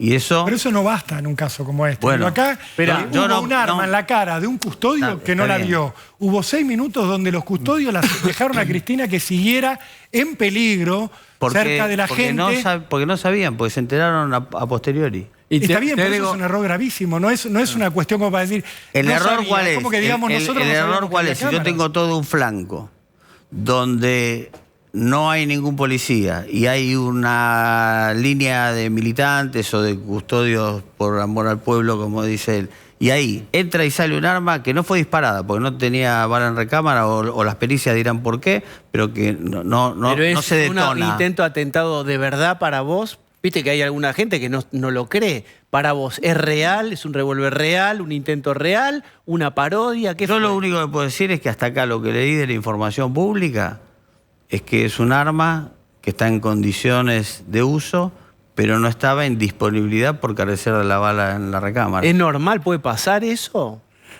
Se interpreta que si alguien busca la intención de la acción es muerte, debería haber llevado la bala en la recámara. ¿Entonces? Entonces habrá que hacer el proceso judicial correspondiente que se está llevando a cabo para determinar las condiciones psiquiátricas, psicológicas, cómo actuó este individuo y ver si realmente era una intención de matar o si tiene alguna otra intención. Hay un delito que es la intimidación pública también. Agregando lo que dice... Perdón, no digo, en cuanto contrastando esto de la intimidación pública, se ve claramente y para la justicia está probado que este hombre gatilló el arma delante del rostro de Cristina Fernández de Kirchner. No hay duda. Todo esto está sujeto a investigación judicial, porque ahí hay que ver las condiciones del individuo, psicológicamente qué pasa, si quiso ejecutar el homicidio y no tuvo la capacidad para saber que tiene que meter la bala en la recámara. De hecho si el hombre disparó el arma, sabe perfectamente que tiene previamente que usar la bala en la recámara. Permitime, como si vos Fernando, permitime un segundo, ya volvemos con vos, que tengo un urgente. A ver, por favor.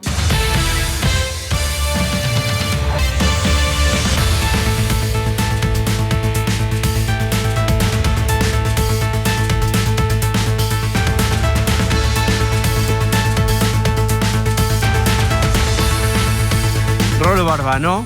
Diego, el doble asesinato en una mansión de Vicente López, ocurrió el 24 de agosto, acaba de dar un giro sorprendente porque la policía acaba de detener al hijo de la pareja asesinada en Gaspar Campos y Melo. Se trata de Martín del Río, de 47 años, hijo menor de José Enrique del Río y de su esposa Mercedes, quienes, como recordarán, fueron asesinados en la cochera de su mansión de Vicente López dentro de un Mercedes-Benz. Hasta hoy a la mañana estaba detenida la empleada doméstica de esta pareja asesinada bajo la sospecha de que habría entregado la llave al asesino. Hoy la causa dio un giro totalmente sorprendente. Liberaron a esta mujer y detuvieron al hijo de esta pareja. ¿Qué es lo que se sabe a esta hora? Este hombre lo detuvieron en Nordelta cuando estaba llegando a su casa. Tiene una propiedad muy suntuosa en este barrio de Tigre. Lo detuvieron cerca de una estación de servicio como imputado de haber asesinado a balazos a su papá y a su mamá dentro de la mansión de Vicente López a solo 15 cuadras de la Quinta Presidencial de Olivos. Los investigadores empezaron a sospechar de él cuando descubrieron que el día del crimen, el 24 de agosto, este hombre de 47 años armó una coartada falsa. ¿Qué habría hecho? Habría ido con su camioneta hasta el Tiro Federal, aquí en la capital federal, dejó su camioneta estacionada a la vista en ese lugar, dejó su teléfono celular adentro de la camioneta y, según creen los investigadores, habría ido caminando hasta la casa de sus padres, habría ingresado con una llave, los habría ejecutado a balazos y luego habría vuelto caminando hacia su vehículo, se habría mostrado para tener una coartada y habría escapado del lugar. ¿Cuál habría sido el móvil de todo este terrible parricidio? Ahora podemos definirlo de esa manera, según las sospechas que tiene la justicia. Lo que creen los investigadores es que este hombre de 47 años habría convencido a sus padres de que estaba comprando un departamento en el Chateau Libertador, aquí en la capital federal, a cambio de $1.600.000 y que se habría quedado con ese dinero. ¿Qué ocurrió? Cuando llegó el momento de la mudanza que estaba esperando esta pareja, tenían 74 y 72 años, habrían empezado a sospechar de que la compra no se habría realizado y, más aún, cuando le preguntaron qué empresa habría contratado para la mudanza, les dio el nombre de una mudadora muy importante. Los investigadores empezaron a averiguar si realmente este hombre había contratado la mudanza para sus padres y lo que determinaron es que no había hecho ninguna contratación. Por eso tanta conmoción y por eso habría ocurrido el doble asesinato. Habría quedado en evidencia, creen los investigadores a esta hora, de que Martín del Río habría estafado a sus propios padres, les habría robado una suma millonaria en dólares y luego los habría asesinado para ocultar lo que había hecho. Bien, así que terrible. Un caso totalmente conmocionante, digo. Bien. Rara vez se ha visto un caso como este, por eso queríamos dar la noticia de último momento, porque está conmovida una gran cantidad de gente. Es un doble parricidio. Pocas veces se vieron en la historia. La justicia de San Isidro, que ha actuado con una investigación muy minuciosa, ha llegado a esta conclusión y ha aprendido de apuro a este hombre de 47 años hace instantes nada más. Gracias, Rolo. Bien, Fernando, volvemos a Juncal y Uruguay. Puede ser toda una...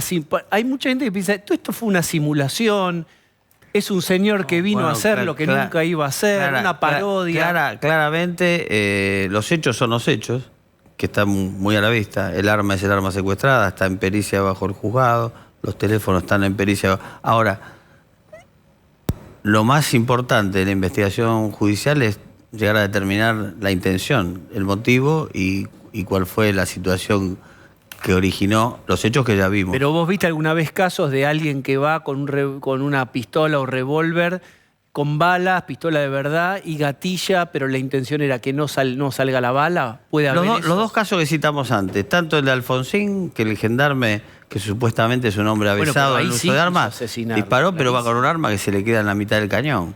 Y el otro, el de Paz, se llamaba el otro, Juan Paz, 32 años, vendedor ambulante. Lo sacamos del lugar rápidamente para, en principio, la detención y que no fuera lastimado por la militancia y lo llevamos para confinarlo al aeropuerto. Y cuando lo tenemos en el aeropuerto confinado, nos llega del Menemóvil la petición de que el presidente lo quería ver. Y rápidamente, antes que llegue el presidente, enseguida ya se determinó. Pero ese había disparado al aire. No, él disparó contra lo que sería la cúpula. Ah, bien. El Menemóvil tenía como una saliente para afuera que desde ahí se saludaba. Agregando lo que dice Rolo sobre el funcionamiento del Ministerio de Seguridad, no es el único que habría fallado. Recordemos la AFI. Sí. Digo, hoy se ven imágenes de el palito de los copitos de azúcar. 3 metros por encima de toda la gente. Digo, como diciendo, acá estamos durante semanas antes de que esto pasara y nadie tenía ningún dato. Digo, ¿para qué tenemos inteligencia si hay un magnicidio y teniendo... La gente que lo iba a hacer iba todos los días con un palito de 3 metros. Osvaldo, empezaron a estar en la escena de lo que iba a ser el atentado el 23 de agosto, o sea, el día después del alegato del fiscal Luciani cuando pide los 12 años de prisión, estuvieron también el sábado en el cual hubo tantos incidentes por la famosa valla. Y a nadie de la custodia le llamó la atención y a nadie de la ¿De qué se trata? Lo que decía es que este finalmente también era un hombre alterado mentalmente, el de Rosario. Bien. Pero a vos, mirá esa imagen. Sí. Dos tipos Estamos que van acá, a asesinar están o diciendo. querer asesinar están con eso en la calle.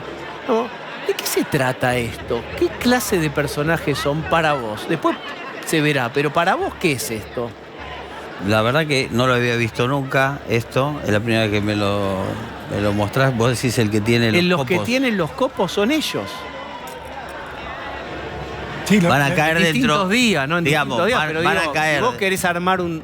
Es raro. Van a caer dentro de la investigación judicial y obviamente, si están dentro del hecho como están y se ve que hay una actividad previa, se investigará si estaban haciendo una preparación. pero la AFI, ¿para qué sirve la AFI? Estaba escuchando con mucha atención todo este relato, ¿no? Con dos acotaciones. Primero, lo que llama la atención, la custodia no es, lo que se ve de la custodia, por lo menos el primer anillo, no estaba mirando al público, la estaba mirando a Cristina. Y el público reacciona y nadie reacciona. ¿Sí? Porque hay un muchacho que dice, no tiren. Y se lo sacan y nadie se preocupa por saber qué pasaba ahí. Se va para atrás. Bueno, sí, pero nadie Por eso lo sacan y va 100 metros para atrás. Sí, pero nadie se entonces, preocupó por saber qué pasaba. La custodia siguió normalmente. Eso es un elemento porque que llama se mucho enteran la a atención. posteriori, porque queda de todo ese flanco, son militantes. Sí. Entonces, al actuar los militantes que no están comunicados con el personal policial, Bueno, es lo que yo pero decía. había un Lo incidente, irregular es eso, pero esa pasó forma un de trabajo. incidente, pasó Claro, un incidente, la porque gente el muchacho gritaba. dice, no, es decir, pasó un incidente, no es que había pasado cualquier cosa, y él había visto el arma y los custodios no se enteraron. Es decir, eso llama mucho la atención. Primer punto. La vio, ¿quién ¿No? había visto el arma? El muchacho que le quita el arma la había visto Sí, el arma. el claramente, militante. claramente, Llama la porque está atención. atrás. Bueno, pero estaba ahí a 2 metros, Sí, estaba ahí muy sí, cerca. pero se supone que ese flanco estaba Bueno, controlado nadie por lo ellos. cubrió, ni nadie le ayudó a la custodia. Primer elemento. Segundo elemento. Ahora, fíjense esto que me marcaba. Si esto hubiera pasado con la policía de la Ciudad de Buenos Aires, hoy no solamente que están pidiendo la remoción de toda la policía, el juicio político, están pidiendo el kirchnerismo la intervención de Buenos Aires. Para que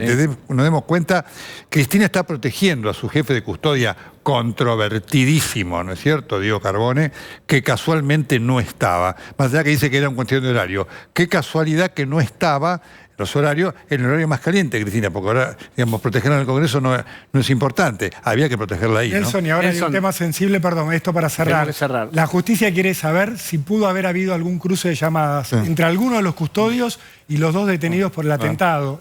Van a avanzar sobre esto y hay una reticencia en entregar las llamadas entrantes y salientes de los custodios, entre los que está Diego Carbone, que es un hombre sensible porque es de máxima confianza de Cristina. Revelar su llamado sería seguramente un problema para la propia vicepresidenta. Frase final. Frase final, para que se den cuenta la diferencia de lo que es una situación institucional bien cumplida. Primero, 6 del 1 del 21, cuando el presidente Trump le ordena a su chofer en la limusín que lo lleve al Capitolio en medio de los incidentes, le dice que no lo lleva. Cuando dice que no lo lleva, se le abalanza atrás para agarrarle el volante. Véanlo que está en los medios. Y un custodio se abalanza sobre Trump para que él no pueda sacarle el volante al chofer. Bueno, ahí está. Nos ¿Quién imaginamos manda? eso Ahí acá. está, lo que vos decís Nos es quién imaginamos manda, eso el acá. líder o la seguridad. Ahí está. Ese es el punto. Hay que definir eso, según Si bien quién. no podemos llegar a ese nivel, al menos, porque hay muchos casos, Digan quién Bolsonaro, manda. Si quieren protección, nos tenemos que replantear un poquito. Fernando, gracias. No, Vamos gracias a a hacer ustedes. una tanda.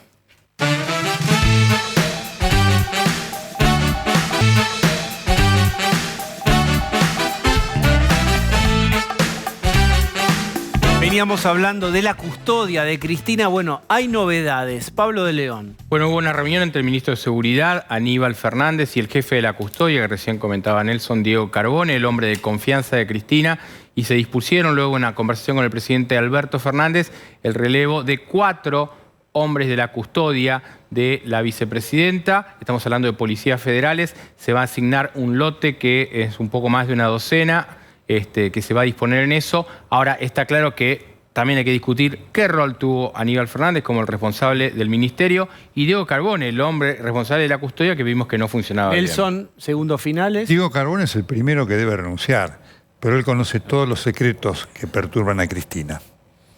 Muy bien. Bueno, Nelson, ha sido determinante con tu párrafo final. Bueno, esto es todo. vamos a darle paz entonces a dos voces. Hasta mañana.